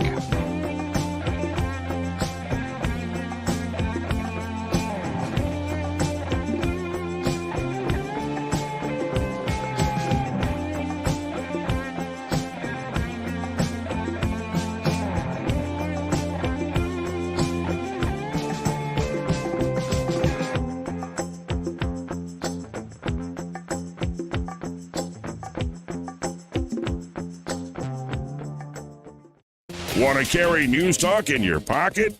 Download the News Talk 93.1 app from the App Store. Available on iPhone and Android. Never miss a moment. Download now. Weather is brought to you by the Johnny Adams Law Firm. I'm Johnny Adams with the Johnny Adams Law Firm, Alabama's personal injury law firm. Wishing you a fabulous day and a blessed evening. Stay weather alert. Well, hi, everybody. Our break between mega storm systems is just about over. Today, not quite as cool, high in the lower 60s, partial sunshine. Tonight, the risk of showers and storms begins in the overnight hours, low 48. Then rain and thunderstorms Friday. Some storms strong, possibly severe, with a rather significant tornado threat, what's called an enhanced risk. Our weather app will keep you on top of the action with instant push notifications. Very windy tomorrow with a high temperature near 70, then showers clear out before sunset. Colder on Friday night, low 34. From the Blue Water Weather Center, this is Rich Thomas. For the lowest prices around on flooring and DIY flooring installation supplies, Budget Floors and More is your new best friend. Luxury vinyl plank, carpet, ceramic tile, floor installation supplies, and more with prices lower than the big box stores. Budget Floors and More, Hunter Lane across from Del Rey to Publix. This hour of News and Views is brought to you by our good friends at Alabama Home Mortgage. Alabama Home Mortgage, 567-4223. Visit them on the web at myalabamahomemortgage.com. NMLS number 1586368. An equal housing lender. Trustworthy, accurate, immediate. Carrying your voice across the river region. News Talk 93.1 FM WACV.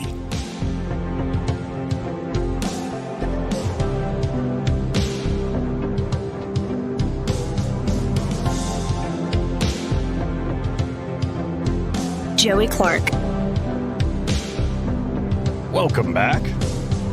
And folks, as promised, we have on the phone line here Michael Cohen of Cohen's Electronics and Appliances. Hey, Michael, how you doing this afternoon? Hey, Joey, how are you? I'm pretty good. Real quick, because I know you're such a fan, what do you think of the leaving of Coach Saban, and who do you think is going to be the next head coach there? Well, you know, we talked about that black wreath, and we probably should have one up today. But comically, you know, but what's been so comical to me is all of my Auburn friends, it's like the only way they win is when something happens to Alabama. It's like, anyway. So as far as who's going to be the next coach, I have no idea. I just got a call that it might be, and it seemed like a credible source, Mike Bobo. He's the current offensive coordinator at Georgia. And that, it hasn't been officially announced, but I think that's a pretty good guess. Well, I mean, I see people throwing out Kiffin and all these other people, but and Sarkisian, all these guys. But yeah, we'll see. I mean, I think Texas has way too much money than to let Sarkisian go. Right, and well, what a gig! I mean, in a way, it's what a huge opportunity, but also, who would want to follow Saban? Oh. Yeah, somebody with a big ass ego. Oh, it's fine. It's true. You think we can find one of those in a college football coach? Yeah, there's been none better than Donald Trump. So what do you got going on today there at Cohen's? Let's remind folks about some of what y'all doing. Well, it's been a little while since we've talked about some of that home security and the smart home devices you have there at Cohen's. Well, that's right. So, I mean, you know, we have some nice Ring doorbells. We also have the Google version of the Ring doorbell, which is called a Hello. We've still got some of those left, and you can get those for like $99. And they work really nice. We also have floodlight cameras that you can replace your current floodlights with.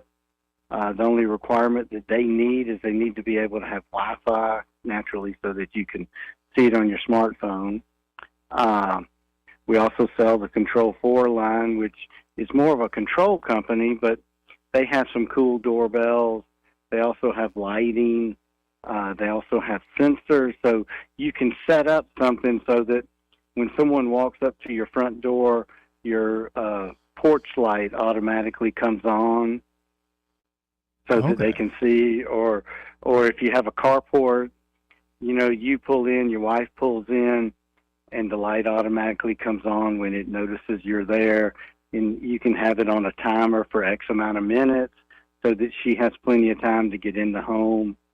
There's just a lot of fun stuff that you can do, and it's all tailored to each individual person, because what you need and what the next person needs is going to be two different needs. Well, and it seems like, especially with the Control 4, you could add too. Like, I'm looking at an image here where it's almost like from one flat screen, touch screen, you can control everything in the house. Like, you can really add to it and have every aspect of your home controlled by this thing. You can. We've had customers that have controlled their sprinkler systems, their pools, their lights, their door locks, the front door, the gate, the air conditioning, and I'm sure there's things that I'm leaving out. But you know, you can have it programmed so that you push one button, or if you have their door locks, you just punch in your code, because your code, your wife's code, would be independent. You punch your code in, it automatically lights the path to the bedroom. It automatically puts your favorite music on. It automatically puts whatever else you want going on in the home, and it just happens. And then you can have it where you press one button, and when you leave, everything shuts off. It's such a cool product. It's like the future is here. It is here. We could be the Jetsons if we wanted.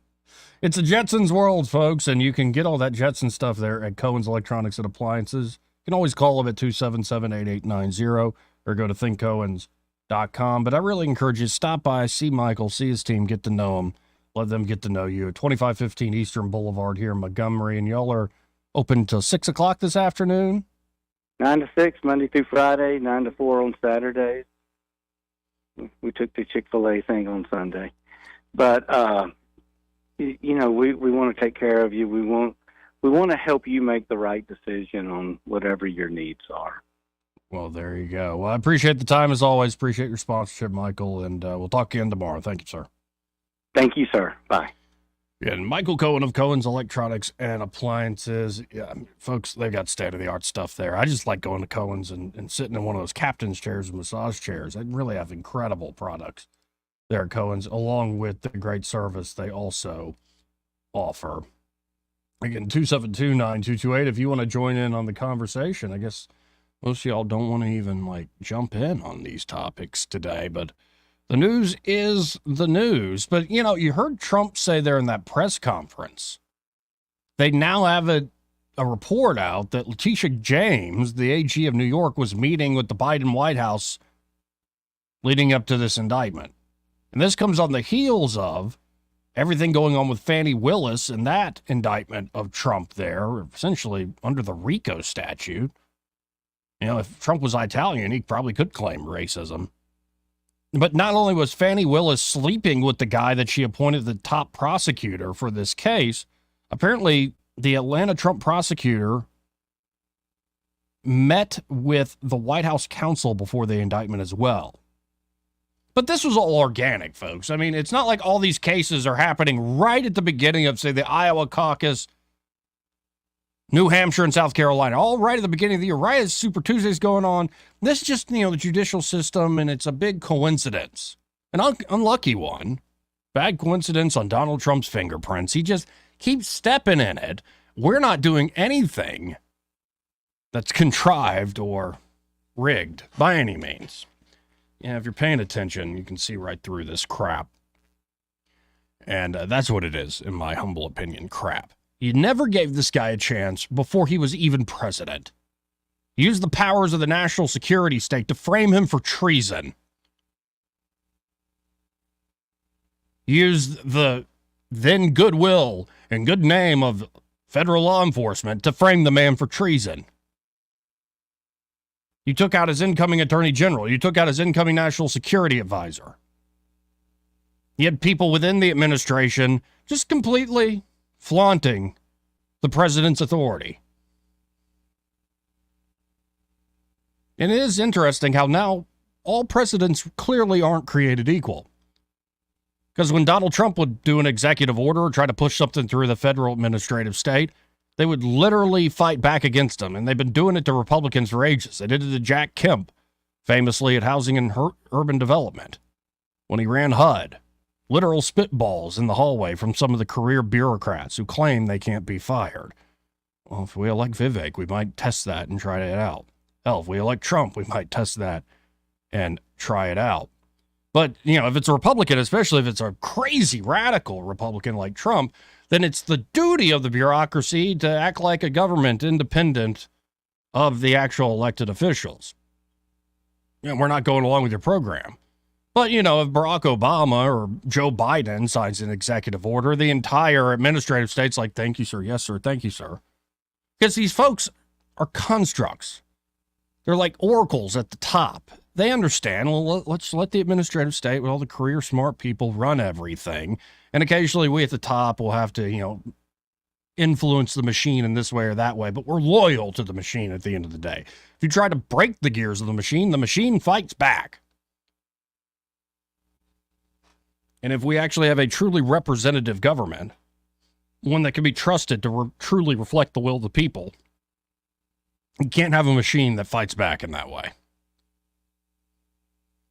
And you sure as shaving cream can't call it democracy, though they do. Again, 272-9228. We got the final hour of news and views coming up after our top of the hour break.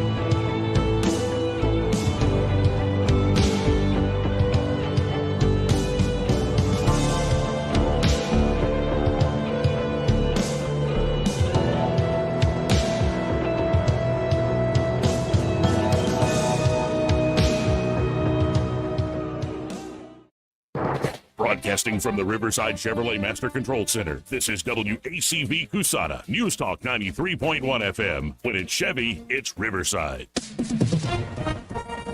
With SRN News, I'm John Scott. Republican presidential candidates Nikki Haley and Ron DeSantis attacked each other early and often in Wednesday's primary debate rather than focus on Donald Trump, the absent frontrunner. The two displayed their sharp differences over issues ranging from foreign policy to abortion, less than a week before the Republican primary process begins in Iowa. The former president, meanwhile, had the stage to himself at a separate Fox News event in Des Moines.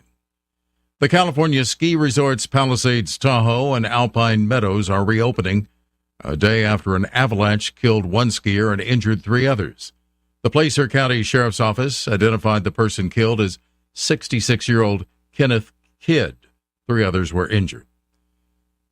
The Dow is down 21 points. The NASDAQ losing 7 points. This is SRN News.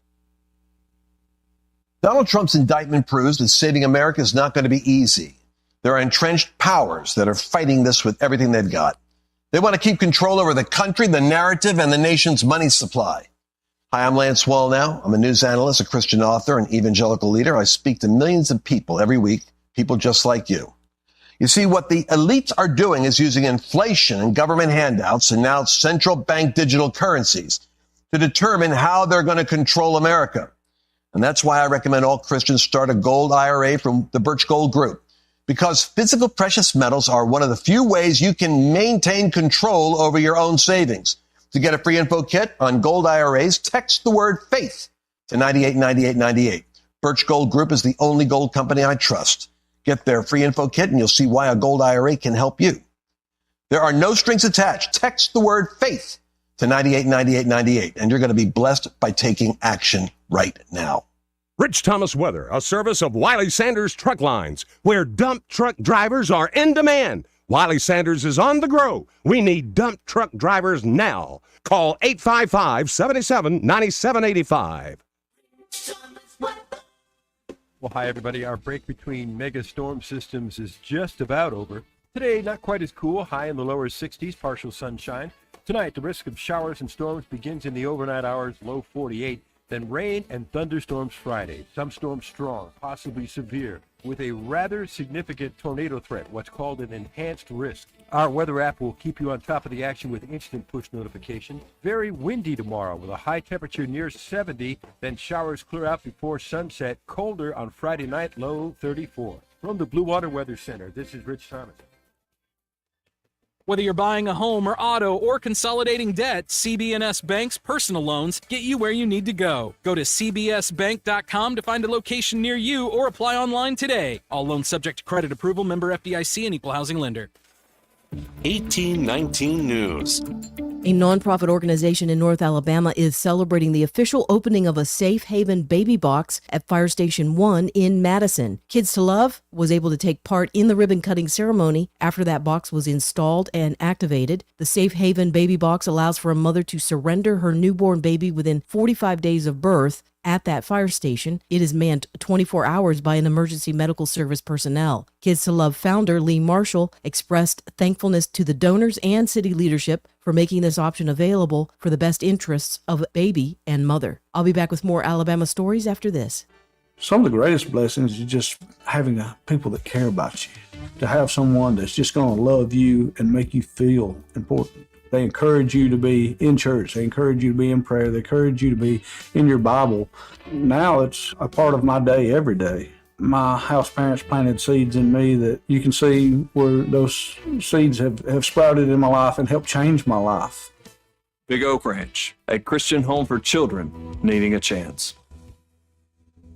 2 18-year-old males are being charged with the shooting death of a young boy in Eufaula. 15-year-old Zaire Hill was shot in the back of the head while in a vehicle. Eufaula police arrested Gavin Martin and Jamichael Leonard for firing the gun into an occupied vehicle. Eufaula City Schools ended up canceling classes for 2 days as a result of this sudden death of one of their students.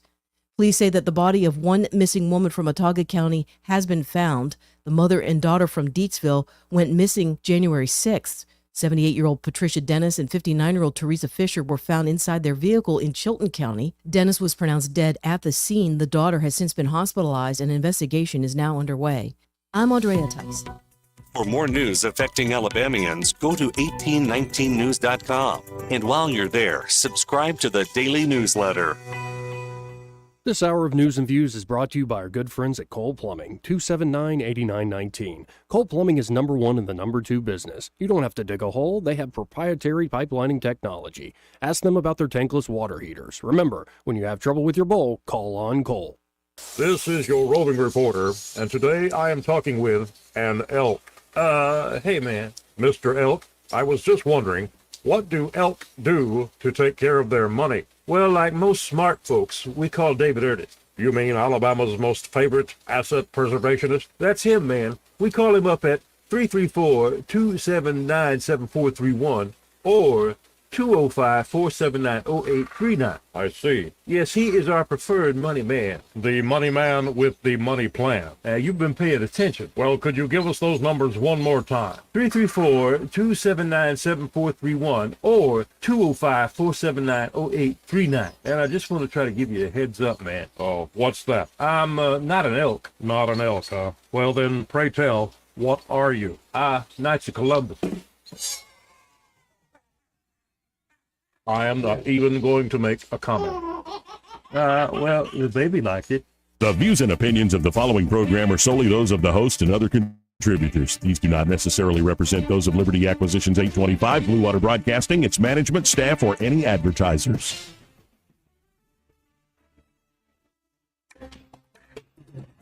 It's time for Montgomery's conversational radio show. It's News and Views on News Talk 93.1 FM. To join the conversation, call 272-9228.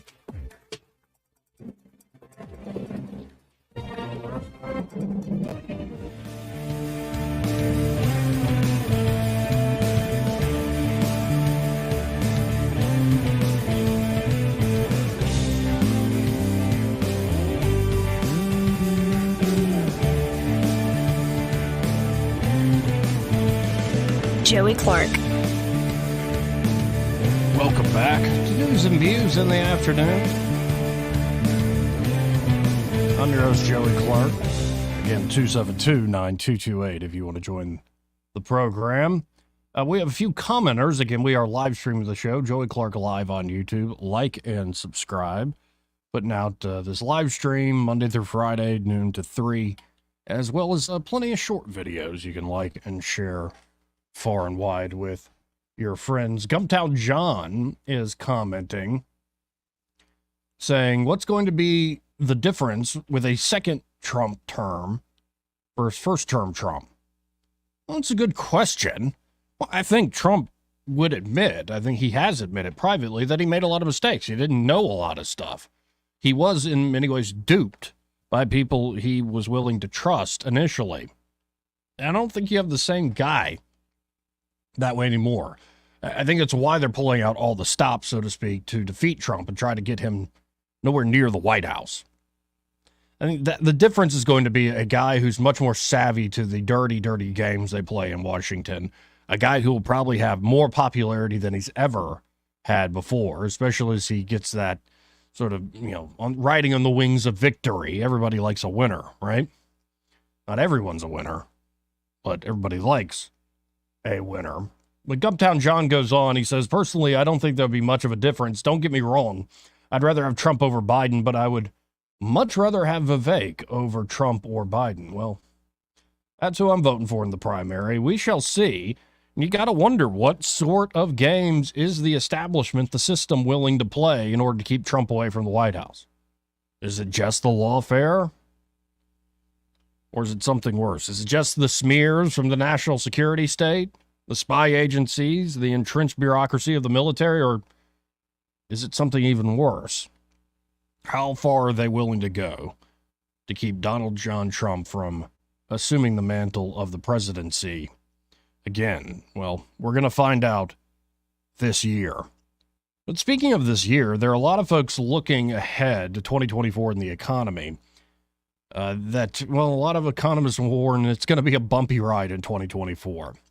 Apparently, this time last year, the U.S. economy was bracing for an impending recession. Concerns about a recession persisted through 2023, particularly following the banking turmoil in the second quarter, which witnessed a 1930s-style bank run on Silicon Valley and First Republic banks.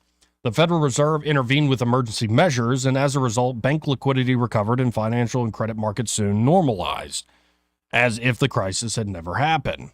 In the months that followed, the U.S. economy surpassed expectations and defied recession fears.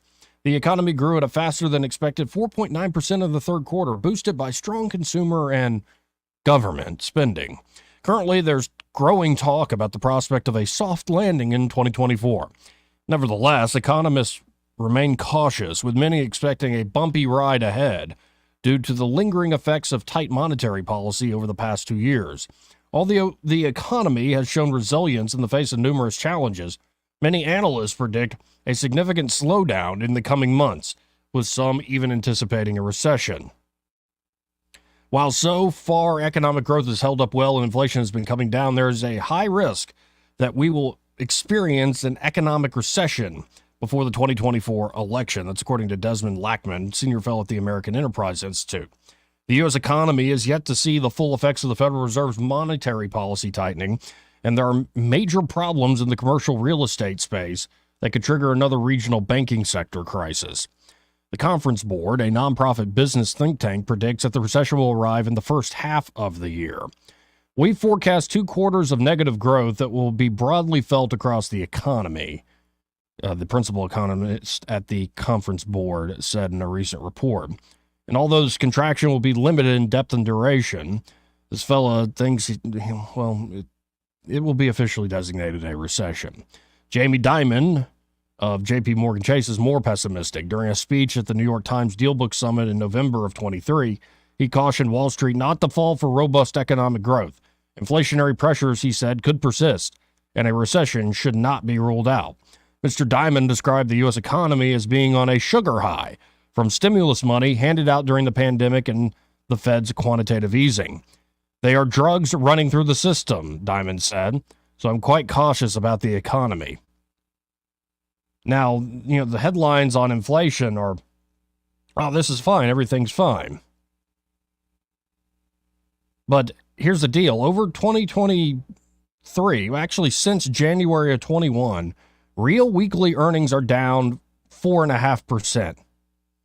And things are poised to get worse. It could very well be we're actually doing a replay of the 1970s, which is, number one, obscene federal spending. We gotten plenty of that. Number two, stop inflation by hiking to a recession, which we might be playing with one of those early in this year. Number three, declare early victory and let inflation rip again. Next stage is telling the American people why it was all their fault. And if you look at, inflation charts of the 70s, they thought they had it beat, and then all of a sudden inflation came roaring back with a vengeance, and it took Volcker getting rates up to something like 17, 18, 20%, which was insane.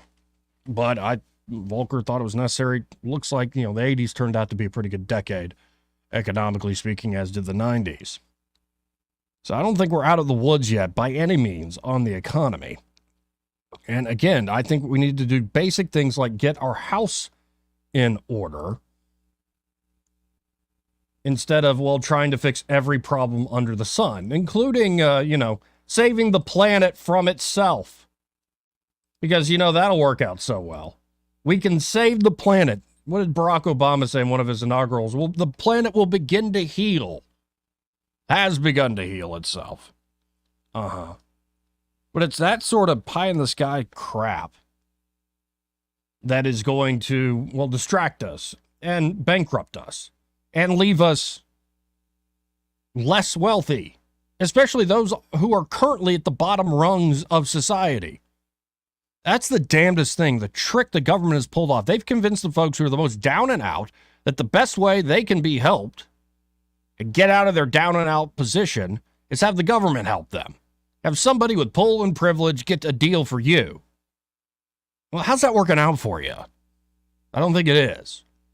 An amazing piece this morning in the New York Times where they're like, well, the Biden administration trying to give tax credits and rebates and all these things for, renewable, cleaner energy devices, but it's still way too expensive for low-income households. Yeah, no crap, Sherlock. All this stuff, way too expensive, not to mention the load on, say, a power grid. We're going to go to all battery power. But the idea that you can just give people tax credits and subsidies and all of a sudden make an incredibly expensive technology less expensive for the poor and the working class, it's just nonsense. And you think it's bad in this country, you're probably cutting people off in the knees in the developing world, all over Africa, all over Asia. Like, why would you punish those folks? So that leads me to, well, in a second, we're going to play another great installment from Peter St. Onge. Guess how much money the United Nations asks for to fight the climate crisis. The United Nations asks for $150 trillion, with a T, $150 trillion to fight the climate crisis. Well, that seems like a hoax to me, doesn't it to you? So let's go to Professor Peter St. Onge here. I think the guy is usually spot on with his takes on the economy. He's the one predicting we're following this 1970s script. So let's listen into Peter on this latest call for $150 trillion to solve the climate crisis. Take it away, Peter. A few days ago, the United Nations released a 167-page paper, regally titled World Economic Situation and Prospects, that amounted to a list of what we owe for the imaginary climate crisis. So how much do we owe? I hope you are sitting down. $150 trillion. That's with a T. In fact, if you actually sit down to zeros, it is just shy of a bazillion. So 150 trillion comes to roughly half the accumulated wealth of humanity since we learned to walk upright. All that for the United Nations climate fairies. Note that on present form, it will be 2 bazillion in a couple of years. So indeed, even in this year, they confess that 150 trillion is only a spitball estimate. Who really knows how angry the fairies can get? Still, for massive support green energy to, quote, transform the global energy sector, which, by the way, was doing just fine before. So that comes to about 5.3 trillion per year, which is greater than the GDP of Japan. And they want that for 50 years. Now, if you actually tally that up, it's 265 trillion, not $1.50, but who is really counting at this point? Next up is fresh trillions to bribe poor countries into the energy transition, along with a, quote, loss and damage fund that will send trillions over 50 years to poor countries to compensate their corrupt elites for imaginary global warming. Finally, the report pushes a rerouting of existing development money to climate So essentially starving things like highways or railroads in Africa that could bring farm products to cities, and instead waste it on giant solar concentrators that rust in the jungle. Now, those bazillions would all be good fun if they weren't actually being converted into policy. Alas, they are. I mentioned back in August a summit of minions committed to pushing for trillions per year for all of the above, including bribing the third world elites. The irony, of course, is that voters do not any of this. Poll after poll shows they are not willing to spend more than about $10 for the entirety of the climate agenda, but they are naturally outbid by the diamond-plated Rolodexes of the climate lobby. So what's next? Brought to you by Unchained.com. Like all cancers, the trillion-dollar climate cancer has one overarching goal: to feed. To absorb fresh trillions and plow them into buying yet more friends and influencing yet more laws. The easy solution is cut them off. End the taxpayer siphon and let climate products compete for customers like every other non-corrupt industry is supposed to. Of course, that will not happen because the climate lobby has some very deep hooks in the global corporatist party, and they'll fight tooth and nail, even using our own tax money and police against us to keep it growing. Okay, we'll be watching. See you next time. Again, folks, that is Peter St. Onge. Y'all check him out today. And, I mean, just proposals like that on their face just look like a huge scam to me. Like these central plans to save the world and humanity from itself. What's the old line, the old Mencken line, that the urge or claim to save humanity is almost always a false front to want to rule over humanity. And that's what I'm seeing from the left and some aspects of the right. I, for whatever reason, have the right to tell you what to do and use violence to get you to do it. Because honestly, you can submit and I'll love that, but if you get my way, I'll, hurt you, if not worse. 272-9228. David Johnson writing on the live stream here, commenting, when you talk about the uniparty, I think it's all of them. It's a great example of good guy and bad guy. Patrick says, absolutely right, David. It's incredible the disconnect between Republican politicians and the Republican voter base, especially here in Alabama. Yeah, there does seem to be a bit of a disconnect.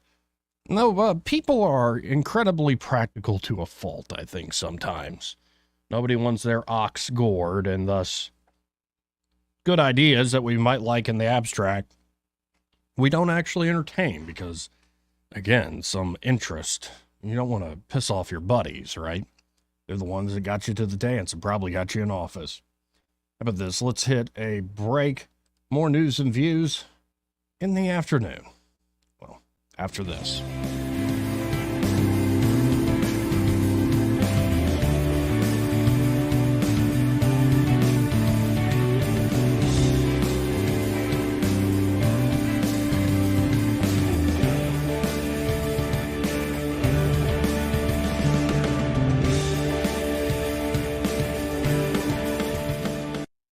He may not know whether he's coming or going, but whether you're going to work or coming home, Greg Budell is there. Mornings 6 till 9 and afternoons 3 till 6. Only on News Talk 93.1 FM WACV. Hi there, I'm Kim Williams with Alabama Home Mortgage. For years, I've been asking you to call me at Alabama Home Mortgage because there is a difference in mortgage companies. When you call Alabama Home Mortgage, you will immediately see the difference in pricing. Not only do we offer the most competitive rates, but our closing costs rank among the lowest in the industry. How do we do it? Because we can. We do not have the overhead that big banks and lenders do. Those big banks and lenders have big expenses. And what do? They pass those expenses along to you. Meanwhile, here at Alabama Home Mortgage, we receive wholesale rates which result in big savings that we pass along to you. Don't pay more for less. Give Alabama Home Mortgage a call at 567-4223. That's 567-4223. Or visit us online at myalabamahomemortgage.com to complete an application on your time. Our rates and pricing are just one difference that sets us apart from the rest. It's not just a slogan. Call Alabama Home Mortgage because, folks, there is a difference in mortgage companies. NMLS 1586-36-8, Equal Housing Lender. Hey, Tammy, let me tell you about how to bring in those big deer. Randy, I know how to attract the big bucks. Ah, very funny.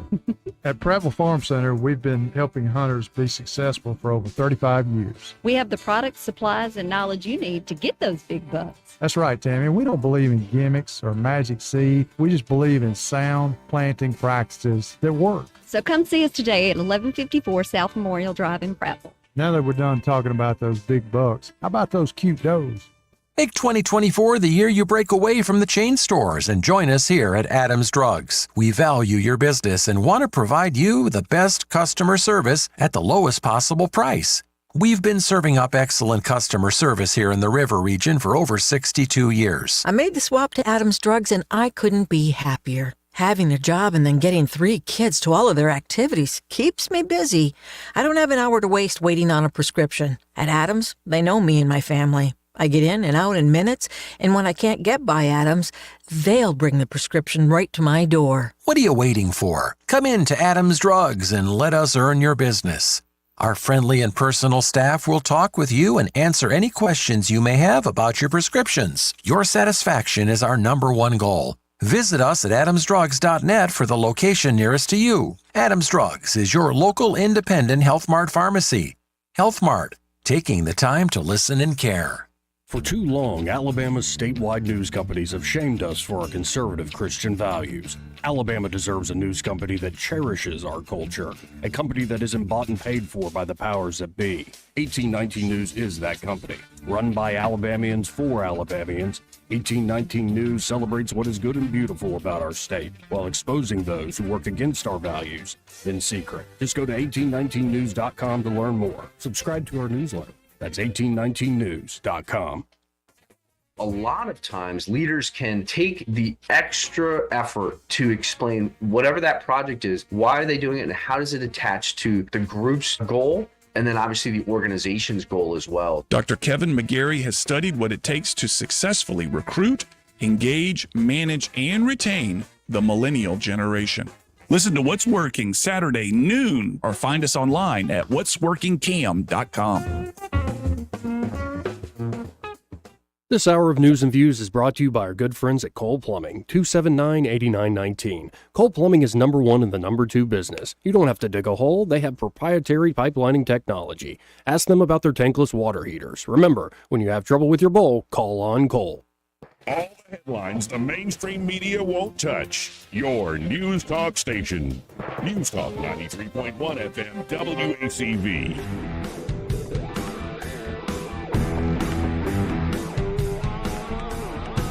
Joey Clark.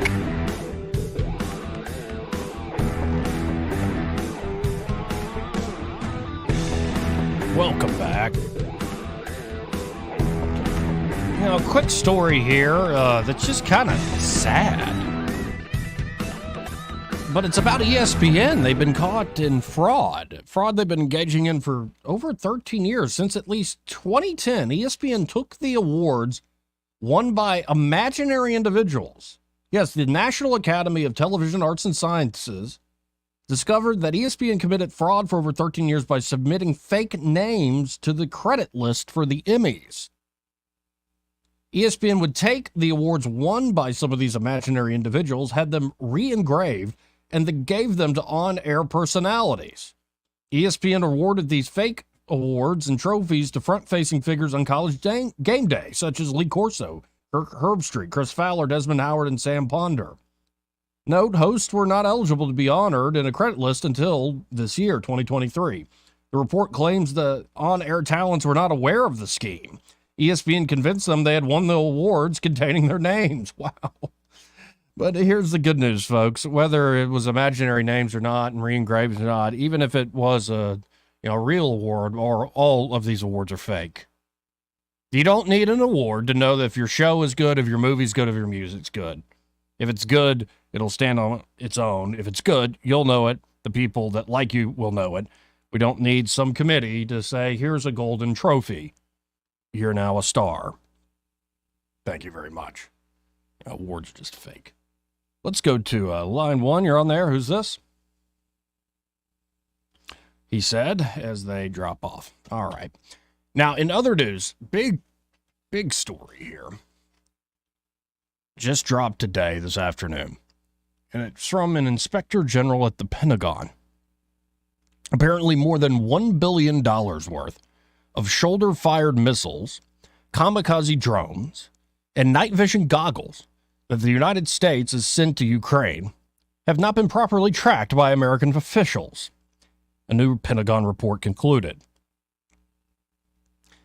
A lot of people called this, raising concerns that they could be stolen or smuggled at a time when Congress is debating whether to send more military aid to Kiev. Yeah, I think I was ranting and raving about it when everybody's so proud of the Lockheed plant here in Alabama, creating those javelins. Javelins destroying those Russian tanks. I mean, I believe I said, wouldn't it be a shame if some of those sophisticated javelin missiles ended up in the hands of the Russians, or God forbid, the Chechens, or maybe just through a black market, end up in the hands of some, terroristic group. But more than $1 billion worth of shoulder-fired missiles, kamikaze drones, and night vision goggles the U.S. sent to Ukraine has not been properly tracked by American officials. The report by the Defense Department's Inspector General, released today, offers no evidence that any of the weapons have been misused after being shipped to the U.S. military logistics hub in Poland or sent onward to Ukraine's front lines. But it found that American defense officials and diplomats in Washington and Europe had failed to quickly or fully account for many of the nearly 40,000 weapons that by law should have been closely monitored because their battlefield impact, sensitive technology, and relatively small size makes them attractive bounty for arms smugglers. And, there's no arms smuggling going on in Eastern Europe. I've seen a James Bond movie. You ain't fooling me. What the hell are we doing dumping this much money, this much material and weapons into this part of the world and not keeping track of it? Somebody's getting rich. Now, I'm reading, by the way, this is a report from the New York Times. I love that line that there's no evidence that any of the weapons have been misused. Well, none that you're necessarily looking for. The point is you didn't track it. You've lost track of 40,000 weapons. Here's a quote. Quote, there's not a record of the inventories being done. Robert P. Storch, the Pentagon's Inspector General, who is also the lead watchdog for American aid sent to help Ukraine's war efforts, said in an interview on Thursday, quote, it doesn't mean they're not there or they're not being used, he said, of the high-risk equipment, but because of their sensitivity, their vulnerability to diversion or misuse or the consequences of that, it's particularly important to have this additional tracking and accountability in place, said Mr. Storch. The report was sent to Congress on Wednesday, and a copy of it was provided to the New York Times. The Pentagon's Inspector General released a redacted version of it on Thursday. It did not investigate whether any weapons had been diverted for illicit use, which was beyond the scope of our evaluation to determine, the report noted. Can we not just get a straightforward frickin' report? We got to play too cute by half? Well, there's no evidence that these weapons were misused, and then the report itself says, well, that was beyond the scope of our evaluation. We actually didn't investigate whether the weapons have been diverted for illicit use. So the Times here in this Pentagon report is claiming to know what they also are claiming they didn't try to know. Wow. But the number of weapons reviewed in the report represents only a small fraction of about $50 billion in military equipment the U.S. has sent to Ukraine since 2014, when Russia seized Crimea and parts of the eastern Donbass region. Most of the weapons that have been delivered so far, including tanks, air defense systems, artillery launchers, and ammunition, were pledged after Russia's full-scale invasion in February of 2022. Yet the investigation offers a first glimpse of efforts to account for the most sensitive tools of American military might that might have been rushed to Ukraine in the last 2 years. In that time, as concerns grew that the flood of weapons would inevitably lead to arms trafficking, lawmakers have demanded strict oversight of the shipments. The findings released today will almost certainly fuel skepticism in Congress over providing more military aid to Ukraine. Already, House Republicans are blocking a national security spending plan that would provide an additional $61 billion for the war effort as frontline troops begin to run out of weapons. Combined with Ukraine's long history of corruption and arms smuggling, the demand for closer accounting is certain to rise. The report did not detail exactly how many of the 40,000 high-risk pieces of materiel that were given to Ukraine were considered delinquent, but it put the potential loss at about $1 billion of the $1.69 billion worth of weapons that had been sent. As of last June, the latest data available, the United States had given Ukraine nearly 10,000 Javelin anti-tank missiles, which, again, it would be great if, some terrorist is, holding that weapon there, shooting like a commercial airliner and says, made in Troy, Alabama. But 10,000 Javelin anti-tank missiles, 2,500 Stinger surface-to-air missiles, about 750 kamikaze switchblade drones, which really are reinventing the battlefield, 430 medium-range air-to-air missiles, and 23,000 night vision goggles. It also provided launcher parts for the Javelins and Stingers that were to be kept in stockpiles even after the missiles were fired. As much as 60% of the arms and equipment that were provided as of June were delinquent, either because they were delayed in being inventoried in a database designed to track them, or because they were never added after they left American or Allied military stockpiles. Pentagon and State Department officials and other experts have long held that it is nearly impossible to account for each of the thousands of weapons that have been sent to Ukraine. The chaos of the combat, the risk of traveling to battlefields, and lack of staff in Washington, Kiev, and at logistics hubs in Poland have all hindered close oversight. Although officials maintain there's been no sign of wide-scale smuggling or mishandling of the arms since the war began. By the way, are the Ukrainians winning? Are they going to win? Are they, they're going to come up with a strategy to push the Ruskies out. And I don't just mean Luhansk and Donetsk. I don't mean the entire Donbass region. I mean Crimea itself. Damn dirty Russians. Well, you can wish in one hand and crap in the other, see which one fills up first, all right? What's probably going to happen in this next year is the Russians are going to do a counteroffensive into Kharkiv and possibly go for Odessa as the ground freezes. Or maybe they'll just stay put and keep letting waves after waves and waves of Ukrainians run up against them to little to no effect. It seemed cynical when this first broke out that to claim or characterize the United States strategy here as we're going to fight to the last Ukrainian. That seems to be where we're going. And if your counterclaims, well, the Ukrainians look like they want to die, like they enjoy it. They enjoy dying at our encouragement. Okay. This war should have never happened. There's a lot of ways to prevent this that stretch back 10, 15 years. Yet, Washington, D.C., they're genius. They knew what they were doing. And even when they have screw-ups that cost hundreds of thousands of people their lives, we're still, the moral arbiters of the world. And the way we really execute our moral conscience is by sending weapons that we can't account for into a war zone. Good job. Great job, Patriots. Great job, indeed. 272-9228. It's part of the program brought to you by Montgomery Men's Health. And there at Montgomery Men's Health, they're ready to help you fellas out. I mean, it's right there in the name. They're reinventing men's health care here in the river region. So it could be that you have testosterone problems, but there are a lot of other problems that could pop up, unique to you as a man, that, your GP or other doctors aren't necessarily going to see. But there are other aspects than just low T that you might need help with. Two things affect most men as we mature. Let's admit it. Low T, like we constantly mention, but also erectile dysfunction. It's nothing to deny, put off, or be ashamed about. And it's not something to wait to get fixed. Yeah, guys hate going to the doctor. I'm one of them. But Montgomery Men's Health was created to take care of guys just like that. Those are a little hesitant to go see the doctor. So if you're feeling no motivation, lack of energy, you're always tired, perhaps you're seeing unwanted weight gain, loss of muscle mass, decreased sex drive, no libido to speak of, Maybe you just don't feel like you used to. Life is in a fog.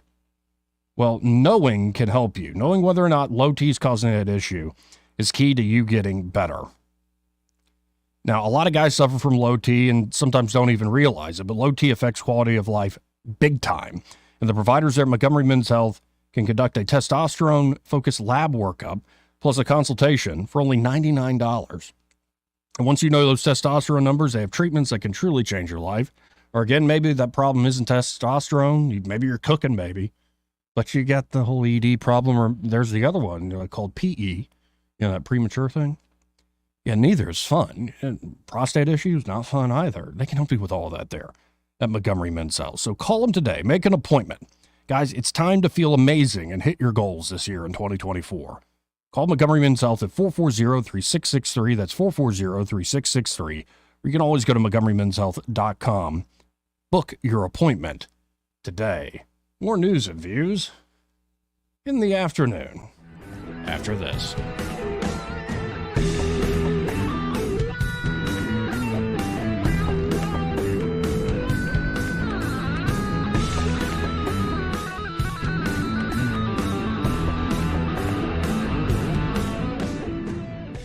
Want to carry News Talk in your pocket? Download the News Talk 93.1 app from the App Store. Available on iPhone and Android. Never miss a moment. Download now. This is James Cole with Cole Plumbing, and I want to thank Blue Water Broadcasting. I have been advertising with them for several years, and they have brought me quality business. I really appreciate them. Radio works. It's as simple as that. Call us to find out how radio can work for your business. Blue Water Broadcasting. Local folks helping local business. This hour of News and Views is brought to you by our good friends at Cole Plumbing, 279-8919. Cole Plumbing is number one in the number two business. You don't have to dig a hole. They have proprietary pipelining technology. Ask them about their tankless water heaters. Remember, when you have trouble with your bowl, call on Cole. Rich Thomas Weather is brought to you by JB Windows and Siding. Call Jones Brothers. You'll be glad you did. JB Windows and Siding. It's what you're looking for. Rich Thomas Weather. Well, hi, everybody. Our break between mega storm systems is just about over. Today, not quite as cool. High in the lower 60s, partial sunshine. Tonight, the risk of showers and storms begins in the overnight hours, low 48. Then rain and thunderstorms Friday. Some storms strong, possibly severe, with a rather significant tornado threat, what's called an enhanced risk. Our weather app will keep you on top of the action with instant push notifications. Very windy tomorrow with a high temperature near 70, then showers clear out before sunset. Colder on Friday night, low 34. From the Blue Water Weather Center, this is Rich Thomas. ASE Credit Union makes auto loans easy with rates as low as 4.75% APR. Apply online or visit your local branch today. Federally insured by the NCUA, Equal Opportunity Lender. ASE Credit Union. Your life, your goals, your ASE. We get Montgomery talking 24 hours a day. The River Region's most trusted voice. News Talk 93.1 FM, WACV.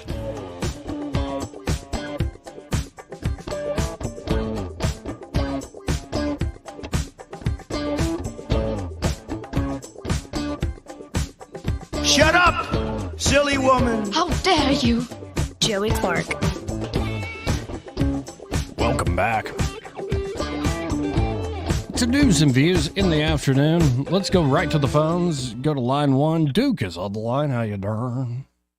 Oh, I'm doing wonderful. Ingredient fine and all the above, boy. I tell you, boy. But Duke, don't be too happy today, because you were talking to me off air about this, and I'm sensitive to it.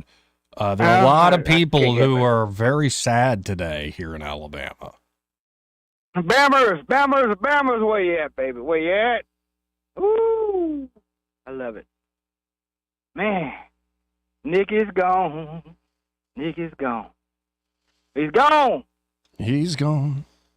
Mm-hmm. Things can get back to normal now. Auburn can start firing coaches every year or every other year now. Tennessee can start firing coaches every other year, every year now. And we want to have to hear Rentoff say, "Go Roll Tide" anymore. No, I think he's going to keep saying it, especially now that you brought it up. He ain't going to say it. Oh, He he ain't gonna said say he it already because- said it earlier today. He already said it. I'm talking about after the new man get in there and can't step up to the plate. Now the one He can't step up prediction to the of plate. the one prediction of who's going to replace him. You just love to stir it, don't you? I like the name that was thrown out was Mike Bobo, who's the offensive coordinator, I believe, for Georgia. Actually, I think that's a good guess. That's a good pick. From the start, here's something they got to pass before they enter the door. They got to have a set like Mr. Trump that drags the floor like Mr. Trump to go in there and tell these Bama's to sit down. I'm in charge. If he don't have that from the get-go, he's going to get ran over by the Bama's. You know it. Mm-hmm. Huh? Oh, you're absolutely right. You got to have a... Ask Mike Shula. Oh, I know. Who was the other guy there at that time? One guy didn't make it. Guy Price dude come out and make it roll, baby. Yeah, roll, Price. like that. You're right. He didn't make it. I need to get who else? like Wes. Dubo, I need to. Dubo. What my boy Dubo? Right, Yeah, Dubo's right. Dubo. I need to get Wesley Brett to call into the show. He was there through all those damn changes. He saw all that nastiness. Oh, Dubo said we got to get better from a team standpoint.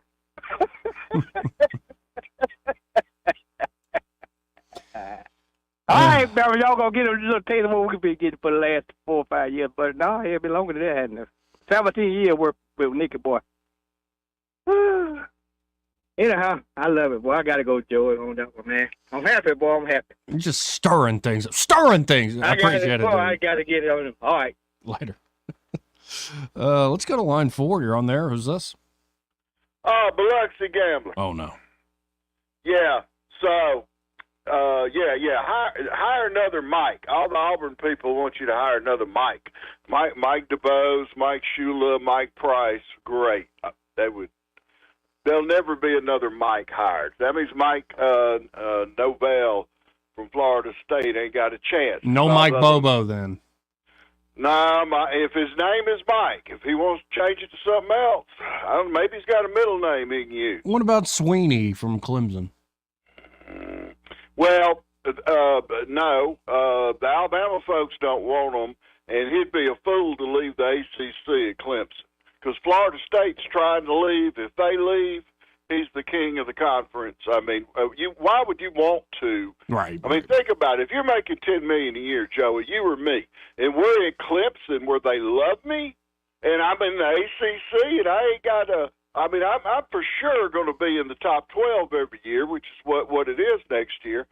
So, But what if I could pay you $30 million and you could try to put your name in the history books? I don't read history books, so I don't. But you see what I mean? You could think, oh, I'm perfectly happy doing what I'm doing, and then somebody's like, I'll triple it, and you get to work at a university that expects winning. It's a suicide job in Alabama. Whoever follows Saban, it really is. So I mean, really, 2 coaches down the road. But I don't know if you heard, diversity, equity, and inclusion. That person in Alabama makes as much as the president and the president of the university. And then Joe Biden's already commented. So it has to be a black female lesbian. That's the next coach. At the University of Alabama, any black female lesbian gets the job. She don't have to know the difference between a man and a woman. We'll put her on the Supreme Court. Whatever. It has to be. That's the only way to get a job. Black female lesbian, man. We got to be DEI all the way. So good luck, Alabama. So who followed Bear Bryant? Ray Perkins, Ray I Perkins. believe. Okay, and how did Perkins do? Well, he was mediocre in my book. I don't know. Alabama people might be able to tell you more. Like, I remember the Stallings years in the 90s when they're pretty damn good. But he came way later, though. Right, yeah, you're right. Way later. I think they'd already gone through the 3 Mikes then. After Mike Price, they hired Mike Shula, who, he's quarterback coach at Panthers in Charlotte. And he was a good quarterback at Alabama. Everybody loved Mike Shula. His dad's Don Shula. I mean, Mike Shula, he's great. He was the Buccaneers offensive coordinator for a while. I remember the guy. Yeah, well, he didn't want to be head football coach. They went to him out of desperation. They said, okay, our last coach we hired, who was voted, by the players as the best coach they ever had, because he took them to that strip club down there, and got them prostitutes and stuff. Okay, so they loved him, but he never got to coach a game because, Alabama fired him right before. But you don't call them prostitutes. You call them recruiting assistants. Yeah, recruiting assistants. That's what it's called, yeah. All the rumors I heard at Auburn. Woo-hoo. Yeah, so well, man, those young men can get their own girls. You don't have to hire girls for them, trust me. As somebody who can't, I know. I went to Auburn at the same time. Well, if you were looking to go pro in a few years, right. So, that Oh, no, I'd go to a few parties where there'd be Auburn players, and it's like, this is not fair. Like, women flock to these top-notch athletes. I don't blame them, but it's just like, daggum. Yeah, they got to sample them all to screen them out, So there you go. Yeah, I got it. Yeah, it's tough being a football player. Yeah. You Real play tough. football in high school. I tell you what, the bad thing about football is people don't think about it. In the fall, it ain't so bad, but all your workouts and stuff are in the summer when you're doing 2 a day. Oh, yeah. Oh, yeah. It is hot. But yeah, diversity, equity, inclusion, that's going to be the end of Alabama football. So I think it's time for DEI to die then. If that's actually going to be what kills it, try to install it. Right. I hope so. But after, so they hired Mike Shula. And Mike Shula didn't want to be a football coach, a head football coach. And then they didn't like Mike Shula because he couldn't do it. What's a hard job being a head football coach? Yeah. He's a good quarterback. And now I don't even think he goes back to the campus anymore. He's ashamed to, and he has no reason to. Yeah. Mike DeBose, when he was up there, he's coaching football, in Ozark, I think, high school ball. And anyway, he had that affair with that secretary, so they had to get rid of him. So that's why they went with Mike Shula, a good Catholic boy with a good family who's not going to bring any shame to the program. It's just he didn't win any games. It's amazing. And then they got that dude, Bill Curry. And Bill Curry, he was, about academic excellence and all this kind of stuff and above the board, and we're not going to get any NCAA violations and all that, but he didn't win games either. So, well, except he did win a share of the conference championship. But other than that, he rubbed everybody the wrong way. But what they keep talking about now about Washington's coach. I can't pronounce his name. I hadn't seen it in writing. Yeah. But that dude, he's a good football coach, but the fear there is, would he be another Brian Harsin? Brian Harsin was a good football coach, but he doesn't know the South. So as far as recruiting goes, and he stunk as a recruiter, and that's why they had to get rid of him. Well, and I also heard rumors he wasn't that good of a coach either. He more was relying on other folks there at Boise State. But I got to run, Biloxi Gambler. Preach. Okay, we both need jobs as a football coach at Auburn so we can get fired and just live the rest of our lives in peace. Sounds Talk good. to you later, buddy. Later. Let's go to line 1. You're on there. Who's this? Hey, Joey, it's Kilroy. Hey, Kilroy. How you doing? All right. To bounce off what Biloxi was talking about, I got a name for you who's good at recruiting, and his name starts with DEI. Deion Sanders. Ooh, big prime time and coming to the University of Alabama. I don't mind that. He knows his South. The players like him, and yeah, he runs his mouth a lot. Didn't really get it done in Colorado, but if he had the resources of an Alabama. Yeah, but can you imagine Deion getting along with the trustees and the board there? No, absolutely not. I didn't. Right. I don't think it was a fit for Auburn either. I just realized, hey, his name starts with DEI. Let's go. Yeah, I don't mind a little Deion Sanders. That guy's got it going on. He can back up the trash talk. Yeah, just throwing out possibilities. Well, I appreciate it, man. All right, thank you. 272-9228. Again, this part of the program brought to you by Dillon Rings. And they're at Dillon Rings, just to underline, they're a full-service jewelry shop. So, of course, they have an amazing selection there at Dillon Rings, from high-end items, including watches, but all sorts of jewelry. That everyday jewelry that looks great, but it ain't going to break the bank. Well, they can help you do all that there at Dillon Rings, but also cleanings, repairs, and that custom design work that Josh Ryder can do is truly amazing. So say you inherited a piece of jewelry. It's a little dated in terms of style. Well, you can have that upgraded, and Josh Ryder can do that for you for a very reasonable fee. Depends on how much you're doing, of course. Depends on the job. And the way he'll do it is, he'll get suggestions from you, kind of envision what you want, and then he'll create a digital rendering so you can actually see the jewelry he's going to make before he actually makes it. That way you can okay the project, whether or not he can go ahead. And then he will bring that jewelry into reality. He's truly an artist over there at Dillon Rings. So y'all check out Dillon Rings today. You can always go to DillonRings.com or give him a call at 215-3669. But really encourage you, go by, see Josh, see Leslie. They're great folks. Say hi to them, and be sure to tell them that you heard about them here from that Joey fella on the radio. I've got to hit a very quick break here. Hopefully get Ray Bowles on the line in just one moment. He may not know whether he's coming or going, but whether you're going to work or coming home, Greg Budell is there. Mornings, 6 till 9, and afternoons, 3 till 6. Only on News Talk 93.1 FM, WACV. This hour of News and Views is brought to you by our good friends at Cole Plumbing, 279-8919. Cole Plumbing is number one in the number two business. You don't have to dig a hole. They have proprietary pipelining technology. Ask them about their tankless water heaters. Remember, when you have trouble with your bowl, call on Cole. If it concerns your community, you'll hear about it on News Talk 93.1. News Talk 93.1 FM, WACV.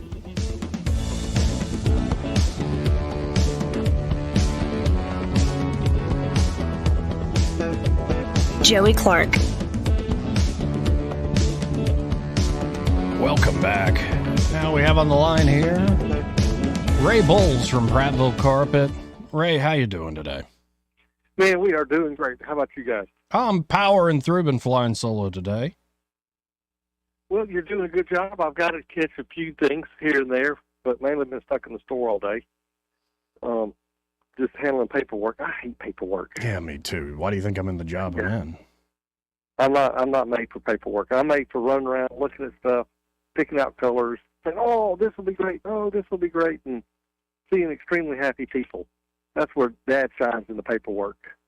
There you go. And you sometimes you got to do what you got to do. It sounds like you enjoy doing like the free and home measurements, like driving to a spot, making sure everybody's all jam up jelly tight. Absolutely. That's where it's so much fun, because every house is different. Everybody's different.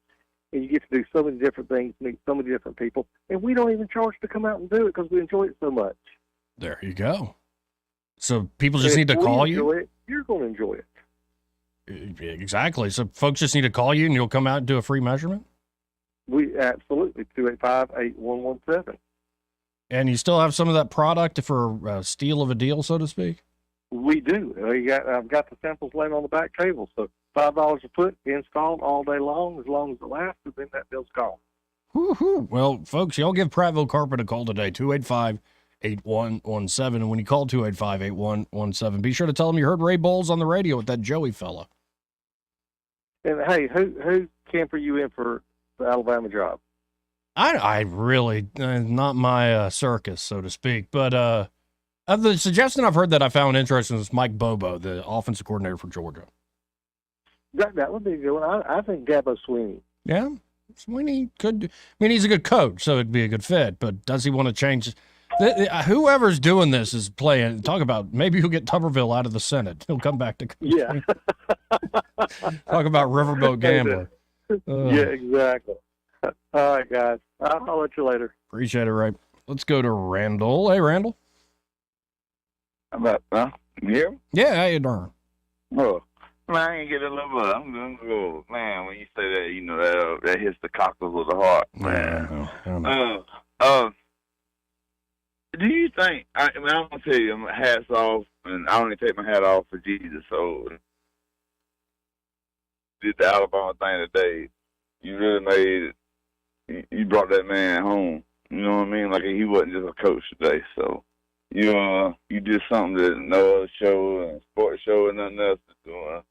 And, wait, say that again. What do you mean? I mean, like when you read that stuff off and the way that people talk about him and the way you brought it in, how he's stepped across lines and and healed this and healed that. You know what I mean? Like I don't know. You did it different. Like y'all still talking about who's gonna be the coach. Sure. Like not some of the rest of them, but I mean, like you did it different, man.